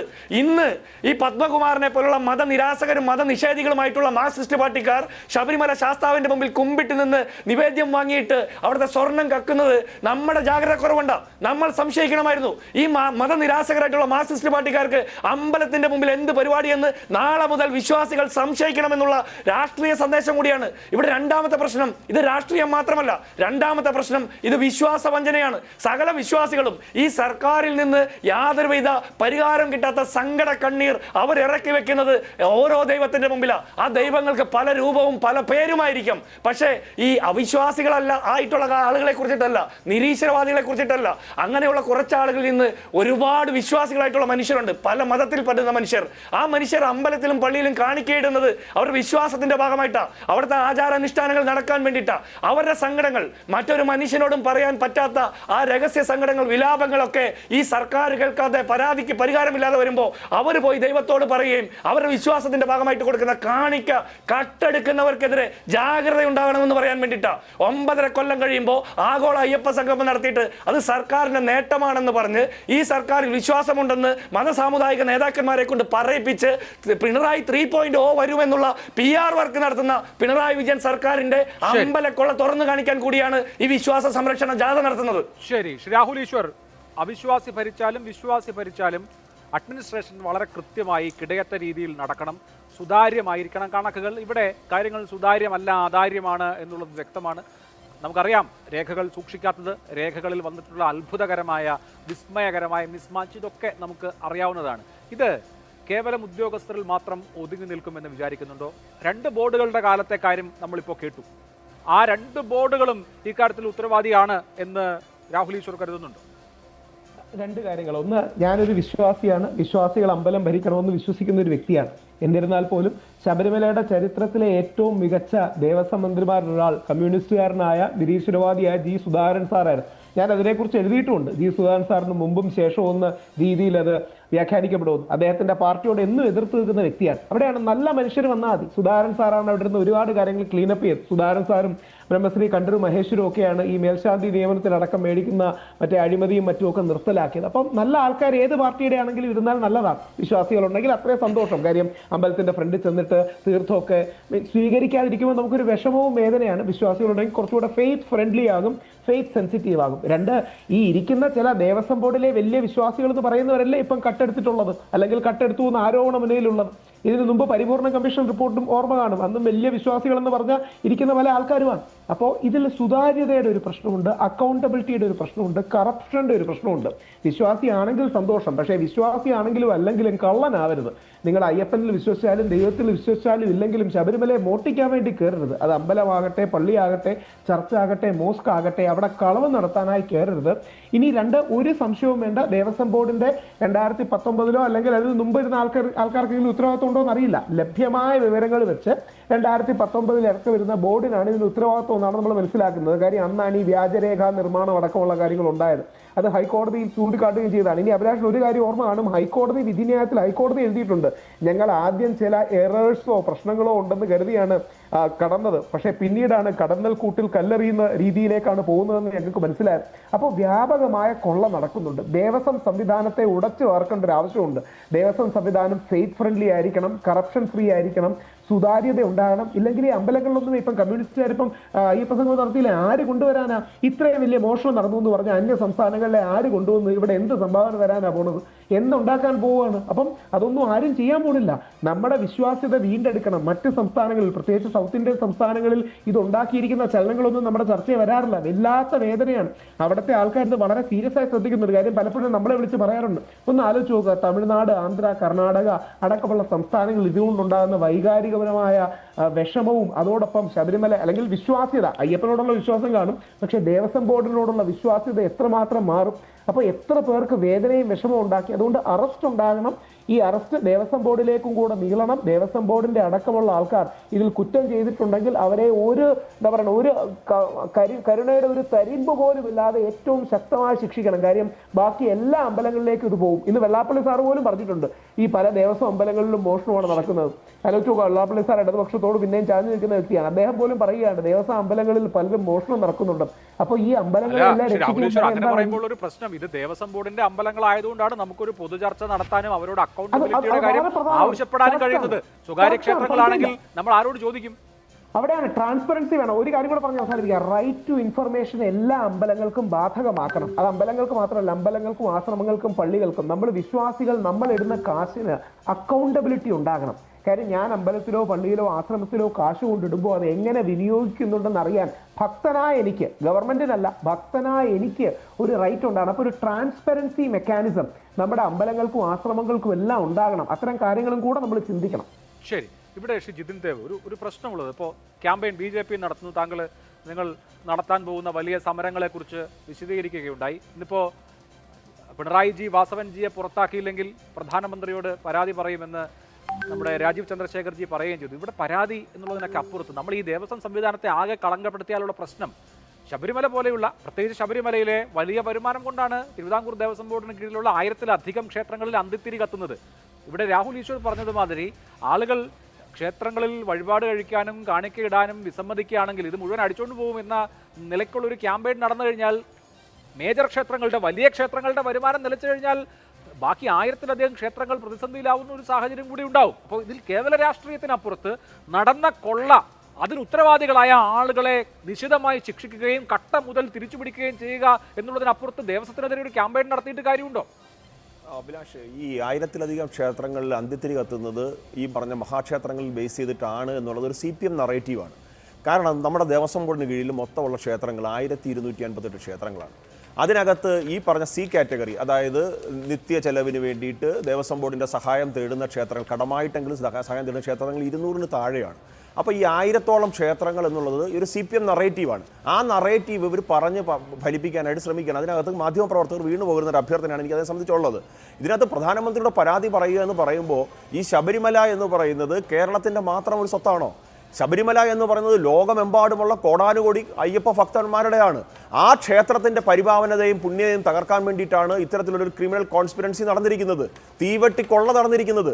ഇത് അഡ്മിനിസ്ട്രേറ്റീവ് ലാപ്സ് എന്നുള്ളത് ശ്രീ ജയചന്ദ്രൻ, ഇത് ഈ CPM നേതാക്കന്മാരുടെ വാദമാണ്. എത്രയോ ചർച്ചകളിൽ ഞാൻ പങ്കെടുത്തതിനുള്ള എത്രയോ ചർച്ചകളിൽ CPM അന്ന് സഹയാത്രികനായിട്ടായിരിക്കും അത് പറയാത്തത്, പക്ഷേ CPM പ്രതിനിധികൾ വന്നിരുന്നിട്ട് ചില അഡ്മിനിസ്ട്രേറ്റീവ് ലാപ്സ് ഉദ്യോഗസ്ഥരുടെ ഭാഗത്തു നിന്നുണ്ടായി. ഉദ്യോഗസ്ഥരെ അല്ല ക്ഷേത്രങ്ങൾ ഭരിക്കാൻ ഇവിടെ അന്നത്തെ തിരുവിതാംകൂർ കവനന്റ് പ്രകാരം ഏൽപ്പിച്ചിരിക്കുന്നത്, ഉദ്യോഗസ്ഥർക്കല്ല. വിശ്വസിക്കുന്നത് ഭക്തജനങ്ങൾ ദേവസ്വം ബോർഡിലാണ്. ഇതൊരു ജനാധിപത്യ രാജ്യമാണ്. ഇവിടെ ഭരിക്കുന്ന സർക്കാരിന്റെ പ്രതിനിധികൾ എന്ന് പറഞ്ഞ് ഈ ദേവസ്വം ബോർഡ് ഭരിക്കാൻ കാലാകാലങ്ങളിൽ കയറുന്നവരെയാണ് വിശ്വസിച്ചത്. അഡ്മിനിസ്ട്രേറ്റീവ് ലാപ്സിന്റെ ഏറ്റവും സാധാരണക്കാരന് മനസ്സിലാവുന്ന ഒരു ഉദാഹരണം ഞാൻ പറഞ്ഞുതരാം. ഉണ്ണികൃഷ്ണൻ, അഡ്മിനിസ്ട്രേറ്റീവ് ലാപ്സ് അല്ല, ക്രിമിനൽ കോൺസ്പിറൻസിയുടെ ഉണ്ണികൃഷ്ണൻ പോറ്റി അയച്ച കത്ത് നോക്കൂ Abhilash. I am Unnikrishnan Potti so and so, I would like to inform that I have some gold balance in my hand after finishing the gold work of Sabarimala. എന്താ പറയുന്നത്? Some gold. നോക്കൂ, എന്തിനെ പറ്റിയാ പറയുന്നത്? ഏതെങ്കിലും വിലയില്ലാത്ത സംഭവത്തെ പറ്റിയിട്ടാണോ? Some gold. ഈ കത്ത് കിട്ടുമ്പോൾ ശ്രീ വാസു എന്താ ചെയ്യേണ്ടുന്നത്? കള്ള, നീ എത്ര ഗോൾഡാണ് അടിച്ചു മാറ്റാൻ ശ്രമിക്കുന്നത് ചോദിക്കണ്ടേ? എത്ര ഗ്രാം ഗോൾഡ് നിങ്ങളുടെ കയ്യിലുണ്ട്? ഈ ചോദ്യം വാസുവിന്റെ ഭാഗത്തു നിന്ന് ഉണ്ടായിട്ടുണ്ടോ? അദ്ദേഹം അതിനെ എൻഡോസ് ചെയ്ത് തിരുവാഭരണ കമ്മീഷണർക്ക് കത്തയക്കുകയാണ്. ഇങ്ങനെ സ്പോൺസർ ആവശ്യപ്പെടുന്നു ഒരു നിർധനയായ പെൺകുട്ടിയുടെ വിവാഹം നടത്താൻ നമ്മളുടെ സഹകരണം ചോദിക്കുന്നു. എന്താ അങ്ങയുടെ അഭിപ്രായം? അപ്പോൾ ഈ കോൺസ്പിറൻസിയിൽ നിന്ന് വാസുവിന് പിന്മാറാൻ സാധിക്കുമോ? പിന്മാറാൻ സാധിക്കത്തില്ല. ഇനി പ്രശാന്തിലേക്ക് വന്നാലോ? 2019 അദ്ദേഹം പറഞ്ഞതുപോലെ 40 വർഷം വാറണ്ടിയിൽ സ്വർണം പൂശിയത് 2023 ഈ പറഞ്ഞ നാണയമെറിഞ്ഞ് പ്രഭമങ്ങി, സ്വർണത്തിന്റെ പ്രഭമങ്ങി എന്ന് പറഞ്ഞ് വീണ്ടും കൊടുത്തുവിടാൻ കത്തിടപാട് തുടങ്ങുകയാണ്. ബുദ്ധിയുള്ളവൻ ചോദിക്കില്ലേ, 40 വർഷം വാറണ്ടിയുള്ള സാധനം 4 കൊല്ലം കഴിഞ്ഞപ്പം പ്രഭ മങ്ങുമോ? അല്ലെങ്കിൽ ഇത് ആരാ ചെയ്തത്? ഇതിന് പിറകിൽ എന്ത് ഗൂഢാലോചന നടന്നിട്ടുള്ളത്? ഇത് തട്ടിപ്പ് നടന്നോ എന്ന് ചോദിക്കില്ലേ? അതിന് പകരം എന്താ ചെയ്തുകൊണ്ടിരുന്നത്? റജിലാൽ എന്ന് പറയുന്ന കസ്റ്റോഡിയൻ തിരുവാഭരണം കമ്മീഷണർ ഇതിന് ഇടയ്ക്ക് ഉടക്ക് നിന്നില്ലായിരുന്നുണ്ടെങ്കിൽ വീണ്ടും പോറ്റി കൊണ്ടുപോയനേത്. അങ്ങനെ അത് ദേവസ്വം ബോർഡ് വിശദീകരിക്കുന്നത് തിരുവാഭരണം കമ്മീഷണർക്ക് ആ നിലപാടെടുക്കാനുള്ള നിർദ്ദേശം നൽകിയത് ദേവസ്വം ബോർഡാണെന്നാണ്. അവർക്ക് അതിന് രേഖകളുണ്ട്. അല്ല, തിരുവാഭരണ കമ്മീഷണർ കസ്റ്റോഡിയനിലേക്ക് ഇത് എപ്പോഴാണ് എത്തുന്നത്? അഡ്മിനിസ്ട്രേറ്റീവ് ലെവലിൽ ഈ സാങ്ഷൻ എല്ലാം കിട്ടിയതിന് ശേഷം അവസാന ഘട്ടത്തിലാണ് ഇത് തിരുവാഭരണ കമ്മീഷനിലേക്ക് എത്തുന്നത്. ഇത് വിട്ടുകൊടുക്കണം, അല്ലെങ്കിൽ ഇത് വിട്ടുകൊടുക്കാൻ ഇന്ന ആളെ ഏൽപ്പിക്കണം എന്ന തരത്തിൽ ചർച്ച വരുന്നത് എപ്പോഴാണ് കസ്റ്റോഡിയനെ തേടി നമ്മൾ പോകുന്നത്? ഇപ്പം നമ്മുടെ ലൈബ്രറിയിൽ നിന്ന് ഒരു സാധനം നമുക്ക് എടുക്കണമെങ്കിൽ, ഈ മാതൃഭൂമിയുടെ ലൈബ്രറിയിൽ എടുക്കണമെങ്കിൽ നമ്മൾ എപ്പോഴാണ് പോകുന്നത്? ശ്രീ അഭിലാഷ് മോഹൻ കൺസേൺഡ് ഉദ്യോഗസ്ഥന് അതിനുള്ള അനുവാദം കൊടുത്ത് അദ്ദേഹത്തെ പറഞ്ഞു വിടുമ്പോൾ ലൈബ്രറിയും പറയാണ് ഇയാളുടെ കയ്യിൽ എനിക്ക് കൊടുക്കാൻ സാധിക്കില്ല. ഇവിടെ അതാണോ സംഭവിച്ചത്? ഇവിടെ സംഭവിച്ചത് അതല്ല. ഈ കോൺസ്പിറൻസിയിൽ എല്ലാവർക്കും പങ്കുണ്ട്. ഒരു കാര്യം കൂടെ ഞാൻ പറയാം അഭിലാഷ്. ഇവിടെ സെപ്റ്റംബർ മാസം 7-ാം തീയതി മുതലാണല്ലോ ഈ സംഭവങ്ങൾ പുറത്തു വരുന്നത്. സെപ്റ്റംബർ മാസം 20-ാം തീയതി നടന്ന ഈ പറഞ്ഞ ആളില്ലാ സംഗമത്തിൽ ഈ പറഞ്ഞ കോൺസ്പിറൻസി പുറത്തേക്ക് വന്നില്ലെങ്കിൽ, അല്ലെങ്കിൽ ഈ കട്ട മുതൽ വീതം വെക്കുന്നതിൽ ഈ പങ്ക് കച്ചവടക്കാർ തമ്മിൽ ഉടക്കുണ്ടായി പോറ്റി ട്രിഗർ ചെയ്തില്ലായിരുന്നുണ്ടെങ്കിൽ ഈ വാസവൻ മന്ത്രി ഞങ്ങളുടെ പാർട്ണറാണ് പോറ്റി എന്ന് പറഞ്ഞ് ആ വേദിയിൽ അവതരിപ്പിച്ചേനെ.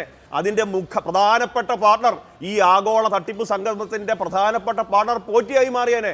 അങ്ങനെ പറയാൻ സാധിക്കാത്തത് ഈ കട്ട മുതൽ വീതം വെക്കുന്നതിനകത്തുള്ള എതിർപ്പ് കൊണ്ടാണ്. ഒരു കാര്യം കൂടെ ഞാൻ പറഞ്ഞ് അവസാനിപ്പിക്കാം. ഇതിനകത്ത് BJP രാഷ്ട്രീയം ഉദ്ദേശിക്കുന്നില്ല. ഇത് വിശ്വാസികളുടെ പ്രശ്നമാണ്. അതുകൊണ്ടാണ് ഞങ്ങൾ ഈ പറഞ്ഞതുപോലെ കോൺഗ്രസിന്റെ പാത തുടർന്ന് നാട് മൊത്തം പറയാൻ ഉദ്ദേശിക്കുന്നില്ല. ഞങ്ങൾ സെക്രട്ടേറിയറ്റ് തടയിലാണ്. 24-ാം തീയതി രാത്രി മുതൽ ഞങ്ങളുടെ സമരഭടന്മാർ ഈ പിണറായി വിജയനെയും ഈ കള്ളം മന്ത്രിമാരെയും ഈ ദേവസ്വം മന്ത്രിയെയും പുറത്തുവിടാതെ തരത്തിലുള്ള ശക്തമായ ഉപരോധവുമായി ഞങ്ങൾ പോകും. ഇത് വിശ്വാസത്തിന്റെ പ്രശ്നമാണ്. കോൺഗ്രസിന് ഒരുപക്ഷെ ഇത് സുവർണാവസരമായിരിക്കും, പക്ഷേ ഞങ്ങളെ സംബന്ധിച്ച് ഇത് വിശ്വാസികളുടെ പ്രശ്നമാണ്, വിശ്വാസത്തിന്റെ പ്രശ്നമാണ്. ഒരു കാര്യം കൂടെ പറഞ്ഞോട്ടെ, 30 കിലോ സ്വർണം എന്ന് ആ ഒരു ഇതിനകത്ത് നമ്മൾ നിർത്തരുത് ഇതിനെ. കാരണം ഇതൊരു വലിയ ഡിവൈൻ വാല്യൂ ഉള്ള സംഭവമാണ്. കോടാനുകോടി രൂപയുടെ ഡിവൈൻ വാല്യൂ ഉള്ള ദൈവിക മൂല്യമുള്ള മുതൽ ഇത് ഉരുക്കിയതൊന്നും ഞാൻ വിശ്വസിക്കുന്നില്ല. ഇതെവിടെയോ ഏതോ ഒരാളുടെ ഒരു പണക്കാരൻ്റെ ഒരു വേദനിക്കുന്ന കോടീശ്വരന്റെ വീട്ടിൽ ഇത് ഇരിപ്പുണ്ട്. പോറ്റിയോടും ഈ പോറ്റിയുടെ സഹപ്രവർത്തകരായ ഈ ദേവസ്വം ഉദ്യോഗസ്ഥരോടും ദേവസ്വം ബോർഡ് പ്രതിനിധികളോടും പ്രസിഡന്റിനോടും ചോദിച്ചാൽ ഇതെല്ലാം പുറത്തു വരും. ശരി, ശ്രീ ജയചന്ദ്രൻ, ഇവിടെ ഉദ്യോഗസ്ഥ തലത്തിലെ വീഴ്ച, അതുപോലെ തന്നെ ഈ ക്രിമിനൽ കോൺസ്പിറസി തുടങ്ങിയ കാര്യങ്ങളിലൊക്കെ അന്വേഷണവും നടപടിയൊക്കെ ആവാം. ദേവസ്വം ബോർഡിനെ സംബന്ധിച്ച് ധാർമ്മികവും ഭരണപരവുമായ ഉത്തരവാദിത്വം എന്നൊരു പ്രശ്നമുണ്ടല്ലോ. അതിൽ നിന്ന് ഒഴിഞ്ഞു പോകാൻ കഴിയില്ലല്ലോ. ഈ മുതലുകളുടെയൊക്കെ കസ്റ്റോഡിയൻ എന്ന് പറയുന്നത്, അല്ലെങ്കിൽ ഈ DTയുടെ ഗാർഡിയൻ എന്ന് പറയുന്നത്, ആ നിലയ്ക്കുള്ള ഉത്തരവാദിത്വമുള്ള ബോർഡിനെ സംബന്ധിച്ച് സംഭവിച്ച കാര്യങ്ങൾ അത് വിചാരണ ചെയ്യപ്പെടേണ്ടതല്ലേ? ഇപ്പോൾ ഞാൻ മനസ്സിലാക്കുന്നത് ഇപ്പോഴത്തെ ബോർഡിന് എക്സ്റ്റൻഷൻ കൊടുക്കും, അതിൻ്റെ ഭരണസമിതിക്ക് തുടരാനുള്ള അവസരം കൊടുക്കാനാണ് സർക്കാർ ആലോചിക്കുന്നത് എന്നാണ്, കാലാവധി കഴിയുമ്പോൾ പോലും. അവരുടെ ധാർമ്മികമായ ഉത്തരവാദിത്വത്തിനും കൂടി പിഴ മൂളേണ്ട ഒരു സന്ദർഭത്തിൽ ആ നിലയ്ക്ക് ഈ പറഞ്ഞ ബോർഡിനെ സംരക്ഷിക്കുന്നതിൽ കാര്യമുണ്ടോ? കാര്യമുണ്ടോ ഇല്ലയോ എന്നുള്ളതൊക്കെ അന്വേഷണത്തിന്റെ ഒടുവിലാവട്ടെ അഭിലാഷ അതിലേക്ക് വരുന്നത്. അത് വരട്ടെ, നമുക്ക് സ്വപ്പം വെയിറ്റ് ചെയ്താൽ മതിയല്ലോ. ഈ പറയുന്ന മന്ത്രി വി എൻ വാസൻ ഇന്നലെ പറഞ്ഞതുപോലെ ഇനി 5 ആഴ്ച മതിയല്ലോ. പക്ഷേ ചില കാര്യങ്ങളുള്ളത്, കേരളം ഉണ്ടാകുന്നതിനും 6 വർഷം മുൻപ് തിരുവിതാംകൂർ ദേവസ്വം ബോർഡ് സ്ഥാപിതമായി. അത് ആർക്കും നിഷേധിക്കാൻ കഴിയില്ലല്ലോ. അത് ഉണ്ടായത് ഒരു കവനന്റ് പ്രകാരവുമാണ്. അന്നത്തെ മഹാരാജാവും ഗവൺമെന്റ് ഓഫ് ഇന്ത്യയും തമ്മിലുള്ളൊരു കവനന്റ് ആണല്ലോ അതിന്റെ അടിസ്ഥാനം എന്ന് പറയുന്നത്. ദേവസ്വം പ്രൊക്ലമേഷൻ അതിന് മുമ്പ് വേറെ ഉണ്ട്. അതൊക്കെ നിൽക്കുന്നു, അതൊക്കെ ഇരിക്കട്ടെ. ഇപ്പോ ഇതിന്റെ ഒടുവിൽ പറഞ്ഞല്ലോ, അത് തന്നെയാണ് ശ്രീ ജിൻഡോ ജോൺ സൂചിപ്പിച്ച ഒരു കാര്യം. ഈ ഭക്തജനങ്ങൾ സമർപ്പിക്കുന്ന പണത്തിന്റെ പ്രശ്നം. ഞാനൊന്ന് ചോദിക്കട്ടെ, ആത്മാർത്ഥമായ സംശയം കൊണ്ട്, അല്ലെങ്കിൽ വിവരക്കേടാണെന്ന് വിചാരിച്ചോളൂ എന്റെ, കേട്ടോ, എല്ലാവരോടും കൂടെയാണ് ചോദിക്കുന്നത്, അഭിലാഷ് ഉൾപ്പെടെ നിങ്ങൾ 4 പേരോടും കൂടെ ചോദിക്കുകയാണ്. ഈ ശബരിമല അടക്കമുള്ള മഹാക്ഷേത്രങ്ങളിൽ എത്രയാണ് സ്വർണവും രത്നങ്ങളും അടക്കമുള്ള നിക്ഷേപം? എന്തെങ്കിലും രേഖകൾ എവിടെയെങ്കിലും ലഭ്യമാണ്? നെറ്റ്വർക്ക് അല്ല ഞാൻ ചോദിക്കുന്നത്. ഇപ്പൊ ഉദാഹരണത്തിന് ശ്രീവല്ലാമസ്വാമി ക്ഷേത്രം നെറ്റ്വർത്ത് 1.5 ലക്ഷം കോടി രൂപ അറിയാം. അതിലും വലിയ നെറ്റ്വർക്ക് ഉള്ളതാണ് TTD, തിരുമല തിരുപ്പതി ദേവസ്വം, TTD. അവർക്ക് 2.5 ലക്ഷം കോടി രൂപയാണ് നെറ്റ്വർക്ക്. അതേസമയം ശബരിമല നെറ്റ്വർക്ക് എന്ന് പറയുന്നത് 600 കോടിക്ക് താഴെയാണ്. അതല്ല ഞാൻ ചോദിക്കുന്നത്. ഒരു ഇൻവെന്ററി രജിസ്റ്റർ ഉണ്ടോ? എവിടെയെങ്കിലും ഉണ്ടോ? ഏതെങ്കിലും ഇന്ത്യയിലെ ഏതെങ്കിലും മഹാക്ഷേത്രങ്ങളെ സംബന്ധിച്ച് അങ്ങനെ ഒരു ഇത്ര കിലോ സ്വർണം, ഇത്ര കിലോ അല്ലെങ്കിൽ ഇത്രയധികം രത്നങ്ങൾ, അങ്ങനെ ഒരു രേഖ എവിടെയെങ്കിലും സൂക്ഷിച്ചിട്ടുണ്ടോ? നിങ്ങളിപ്പം രാജീവ് ചന്ദ്രശേഖർജിയൊക്കെ ആയിട്ട് ഗവർണറോടും പരാജയപ്പെട്ടിട്ടുണ്ട്, കേന്ദ്ര ഗവൺമെന്റിലേക്കും പോകാന്ന് പറയുന്നല്ലോ. ഞാൻ കാശി അടക്കം, വാരണാസി അടക്കം, കാമാഖ്യ ഗുവാഹത്തിയിലെ, അസമിലെ അതടക്കമുള്ള ക്ഷേത്രങ്ങളെ ചൂണ്ടിയാണ് ചോദിക്കുന്നത്. മാത്രമല്ല UP-യിലും ഈ TTD പറഞ്ഞല്ലോ, അതടക്കം എവിടെയാണുള്ളതെന്നേ ഒരു കൃത്യമായ കണക്കുള്ള ഒരു ക്ഷേത്രത്തിന്റെ ഒരു പേരെന്ന് പറയൂ നിങ്ങൾ, ഇത്ര രേഖപ്പെടുത്തിയിട്ടുണ്ടെന്നുള്ളത്. പിന്നെ ആരെയാണ് നിങ്ങൾ പേടിപ്പിക്കാൻ വരുന്നത്? മുഴുവൻ സർക്കാർ മുഴുവൻ കൊള്ളക്കാരാണെന്ന് പറഞ്ഞ് ഇത് തന്നെയാണ് സാധാരണ ഭക്തജനങ്ങൾ CPM ചോദിച്ചുകൊണ്ടിരിക്കുന്നത്. ഞാൻ പറഞ്ഞു എന്റെ ഉത്തരവാദിത്തം ഗവൺമെന്റിനും ദേവസ്വം ബോർഡിനുമാണ്. ഇതിന്റെ കണക്കെടുക്കാൻ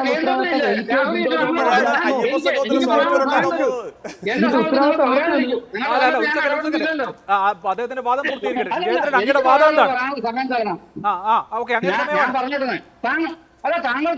രാഹുൽ ഈശ്വറിനോടൊരു കാര്യം പറയാണെങ്കിൽ അഭിലാഷനോട് മുമ്പും പറഞ്ഞു. അത് ജിൻഡോ ജോൺ വീണ്ടും ആവർത്തിച്ചുകൊണ്ട് 2 പേരും കൂടെ ചേർത്ത് ഞാൻ അതും കൂടെ ചോദിക്കുകയാണ് എന്റെ ഈ ചർച്ച, ഈ അഭിപ്രായത്തിൽ. അതായത് ഈ പരമ്പരാഗത രീതിയിൽ സ്വർണം പൂശി എന്നാണല്ലോ കാണുന്നത് വിജയമല്യയുടെ കാലത്ത്. അതാണല്ലോ ഇപ്പൊ മാറിയത്. എങ്ങനെയാണ് മാറിയത്? പരമ്പരാഗത രീതി എന്താണ്? പരമ്പരാഗത രീതിയായിട്ട് ഞാൻ മനസ്സിലാക്കിയത്, ഈ സ്വർണപ്പൊടി മർക്കുറിയുമായി ചേർത്ത് ചെമ്പിലോ മറ്റ് ലോഹങ്ങളിലോ വിളക്കി ചേർക്കുന്നു. എന്നിട്ട് അത് വീണ്ടും ചൂടാക്കി മെർക്കുറി അതിൽ നിന്ന് മാറ്റുന്നു. അതിന് ആ ഒരു ഫയർ ഗിൽഡിംഗ് എന്ന് പറയുന്ന ആ ഒരു പ്രക്രിയ, അതാണ് പരമ്പരാഗതമായിരുന്ന മെത്തേഡ്. അത് മാറുന്നത് എങ്ങനെയാണ്? 2013 ഒക്ടോബർ 10 മീനമത കൺവെൻഷൻ ജപ്പാനിൽ, ആർക്കും ഗൂഗിൾ ചെയ്താൽ കിട്ടുന്ന കാര്യമേ ഉള്ളൂ. മീനമത കൺവെൻഷൻ ഓൺ മെർക്കുറി സമ്മിറ്റ് എന്ന് പറഞ്ഞ് നോക്കിയാൽ ആർക്കും ഗൂഗിൾ ചെയ്താൽ കിട്ടുന്നതേ ഉള്ളൂ. അതിൽ പറയുന്ന പ്രകാരം മേലിൽ അങ്ങനെ ചെയ്യാൻ പാടില്ല. ഇതുപോലുള്ള സ്ഥലത്ത്, ഏത് ടൈഗർ റിസർവ് ഉള്ള സ്ഥലത്ത് ചെയ്യാൻ പാടില്ല. അവിടെ എന്ത് ചെയ്യണം? അവിടെ ഇലക്ട്രോപ്ലേറ്റിംഗ് ചെയ്യണം എന്നുള്ള, ഇന്ത്യ അതിൽ ഒപ്പിട്ട രാജ്യമാണ്. ഞാൻ പറയട്ടെ, 2018 ഇന്ത്യ അത് എഫക്റ്റീവ് ആവുന്നത്. പക്ഷെ ഈ മീനമത കൺവെൻഷൻ വരുന്നത് 2013 ഒക്ടോബർ 10 നിങ്ങൾ അല്ല എന്ന് പറഞ്ഞാൽ ഞാൻ പറഞ്ഞല്ലോ, ഗൂഗിൾ ചെയ്താൽ നോക്കിയാൽ മതി. ഹൈക്കോടതി വിധി ഒന്ന് വായിച്ചു നോക്കിയാൽ മതി. ഹൈക്കോടതി വിധിയിൽ കൃത്യമായി പറയുന്നുണ്ട്, അതായത് ഗോൾഡ് എടുക്കുന്നുണ്ട്. പാസ്സാക്കിയ നിയമമാണ് അത്. ഗ്ലോബൽ സമ്മിറ്റിന്റെ ഭാഗമായിട്ടാണ് ഇന്ത്യയും അതിൽ അംഗമായതും ഒപ്പിട്ടതും. അത് ഇല്ല, ഹൈക്കോടതി പറഞ്ഞു, സുപ്രീം കോടതി പറഞ്ഞാക്കാതെ അതൊക്കെ നിങ്ങൾ നോക്കിക്കോളൂ, നിങ്ങളുടെ അഭിപ്രായത്തിൽ നിങ്ങൾ പറഞ്ഞോളൂ. അതുകൊണ്ടാണ് ഇലക്ട്രോപ്ലേറ്റിംഗ് വരുന്നത്. ആ ഇലക്ട്രോപ്ലേറ്റിംഗ് വരുമ്പോ ഇപ്പൊ മെർക്കുറി ഉപയോഗിച്ചിട്ടല്ല ഇലക്ട്രോപ്ലേറ്റിംഗ് നടക്കുന്നതെന്ന് ആർക്കാണ് അറിയാത്തത്? അല്ല, ഒറ്റ സംശയം ചോദിച്ചോട്ടെ ജയേന്ദ്രൻ സാറേ. ശരി, ഈ കൺവെൻഷൻ ഇന്ത്യ ഈ കൺവെൻഷനിൽ അംഗവും ഒക്കെ ആവുന്നതിന് മുമ്പ് 1998-99 കാലത്താണല്ലോ മെർക്കുറി ഉപയോഗിച്ച് ഗോൾഡ് ക്ലാഡ് ചെയ്തത്. അതിൽ ഈ ദ്വാരപാലക ശില്പത്തിൽ മാത്രം ഞാൻ നേരത്തെ പറഞ്ഞ പോലെ 1564 ഗ്രാം സ്വർണം ഉപയോഗിച്ചിട്ടുണ്ട്. അതവിടെ ഒരു കുഴപ്പവും ഇല്ലാതെ ഇരിക്കുമ്പോൾ എന്തിനാണ് അത് ഇളക്കിക്കൊണ്ട് പോയിട്ട് ഇലക്ട്രോപ്ലേറ്റ് ചെയ്തതെന്നുള്ളതാണല്ലോ പ്രശ്നം. 2019 സാങ്കേതിക വിദ്യ മാറിയതിനെ കുറിച്ചോ ഇലക്ട്രോപ്ലേറ്റിംഗ് ആണ് ഇപ്പോൾ ആധുനിക കാലത്ത് ചെയ്യുന്നത് എന്നുള്ളതിനെ കുറിച്ചോ അല്ല ചർച്ച. അവിടെ യാതൊരു കുഴപ്പവും ഉണ്ടാകാതിരുന്ന ഈ ഗോൾഡ് ക്ലാഡഡ് ആയിട്ടുള്ള ദ്വാരപാലക ശില്പപാളി എടുത്തുകൊണ്ട് പോയി അത് ഉരുക്കി എന്തിനാണ് ഇലക്ട്രോപ്ലേറ്റ് ചെയ്തത് എന്നുള്ളതാണ് പ്രശ്നം.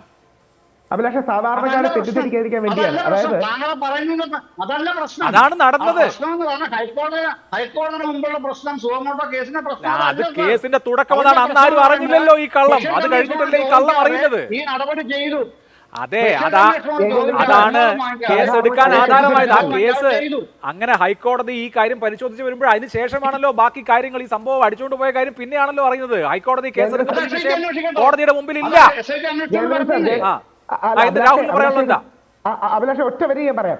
സാധാരണക്കാരെ തെറ്റിദ്ധരിപ്പിക്കാനുള്ള ഡീറ്റെയിൽസ് ആണിത്. അതായത് ആത്യന്തികമായി വലിയ പ്രശ്നമൊന്നും നടന്നില്ല എന്ന് തോന്നിപ്പിക്കുന്ന രീതിയിൽ കുറച്ച് സ്വർണം പോയി വീണ്ടും വേറെ സ്വർണം വന്നു, അങ്ങനെയല്ല. 1998-99 തിൻ ഷീറ്റുകളായിട്ടാണ് ഗോൾഡ് ക്ലാഡ് ചെയ്തത്. അത് 20-30 ഷീറ്റുകൾ അങ്ങനെ വെക്കുമെന്നാണ് വ്യത്യസ്ത പണിക്കാർ പറയുന്നത്. അല്ലാതെ ഗോൾഡ് പ്ലേറ്റിംഗ് ജപ്പാൻ നടന്ന കോൺഫറൻസ് ഇതുമായിട്ട് ബന്ധമൊന്നുമില്ല. കട്ടിക്ക് ഗോൾഡ് ക്ലാഡഡ് ആയിട്ട് ഈ പേപ്പർ കനത്തിന് അത് അടിച്ചു വെക്കും. അങ്ങനെയാണ് ഗോൾഡ് ക്ലാഡിങ്. ഗോൾഡ് പ്ലേറ്റിംഗ് അങ്ങനെയല്ല, തങ്കം പൂശുകയാണ്. അതിന് വേണമെങ്കിൽ മഞ്ഞ കളർ കൂട്ടിയിട്ട് വേണമെങ്കിൽ നിറവും കൂട്ടാം. സെന്തിൽനാഥനെ പോലുള്ള വിദഗ്ധർ പറയുന്നുണ്ട്. അതുകൊണ്ട് ഇപ്പൊ CPM-ന്റെ ഭാഗത്തു നിന്ന് വരുന്ന പലരും വലിയ പ്രശ്നമൊന്നും നടന്നിട്ടില്ല, കുറച്ചെന്തോ ഗ്രാം സ്വർണം പോയി എന്ന് ധ്വനിപ്പിക്കാൻ ശ്രമിക്കുകയാണ്. അത് കള്ളമാണ്, സ്വർണ്ണക്കൊള്ള, തീവട്ടിക്കൊള്ള ശബരിമലയിൽ നടന്നു. നമ്മൾ ഈ ചർച്ച ചെയ്തുകൊണ്ടിരിക്കുന്ന സമയത്ത് തന്നെ ഉണ്ണികൃഷ്ണൻ പോറ്റിയുടെ ചോദ്യം ചെയ്യൽ ഇഞ്ചക്കലിലെ ക്രൈംബ്രാഞ്ചിന്റെ ഓഫീസിൽ പുരോഗമിക്കുകയാണ്. കൂടുതൽ വിവരങ്ങളുണ്ട്. SP ബിജോയ് ഇപ്പോൾ ഓഫീസിലേക്ക് എത്തിയിട്ടുണ്ട്. അന്വേഷണ സംഘത്തിലെ കൂടുതൽ ഉദ്യോഗസ്ഥർ ചോദ്യം ചെയ്യലിനായി ഇഞ്ചക്കലിലെ ഓഫീസിലേക്ക് എത്തിക്കൊണ്ടിരിക്കുകയാണെന്ന് അമൽ ആ ഓഫീസിന് മുമ്പിൽ നിന്ന് റിപ്പോർട്ട് ചെയ്യുന്നു. അമൽ, ഇന്നിപ്പോൾ 8:30 ആവുകയാണ്, 8:27 സമയം. അദ്ദേഹത്തെ ഇനി വൈദ്യപരിശോധന, കോടതിയിൽ ഹാജരാക്കൽ തുടങ്ങിയ കാര്യങ്ങൾ ഇന്ന് നടക്കുമോ, അതോ നാളെ വരാൻ വീണ്ടും ചോദ്യം ചെയ്യലിന് ഹാജരാകാൻ പറഞ്ഞ് വിട്ടയക്കാനാണോ സാധ്യത? ഇപ്പോൾ എങ്ങനെയാണ് നീക്കങ്ങൾ? അഭിലാഷ്, ചോദ്യം ചെയ്യൽ ഇപ്പോഴും പുരോഗമിക്കുകയാണ്. ചോദ്യം ചെയ്യൽ എത്ര സമയം നീളുമെന്നോ ഏത് സമയത്ത് അറസ്റ്റ് രേഖപ്പെടുത്തുമോ എന്നോ ഉള്ള കാര്യത്തിൽ ഒരു വ്യക്തതയും ഉദ്യോഗസ്ഥരടക്കം നൽകുന്നില്ല. SP ബിജോയ് അല്പം മുമ്പ് ഇവിടേക്ക് എത്തിയിരുന്നു. ഇവിടേക്ക് എത്തിയതിനു ശേഷം ബിജോയ് ഇപ്പോൾ നമ്മൾ ഈ സംസാരിക്കുന്ന സമയത്ത് ബിജോയ് ഇവിടെ നിന്നും മടങ്ങുകയും ചെയ്തിട്ടുണ്ട്. ശശിധരൻ ശബരിമലയിൽ നിന്നും SP ശശിധരൻ ഇവിടേക്ക് എത്തുമോ എന്നുള്ളതാണ് ഇനി അറിയേണ്ടത്. വരാനാണെങ്കിൽ തന്നെ 2-3 മണിക്കൂർ സമയമെടുക്കും.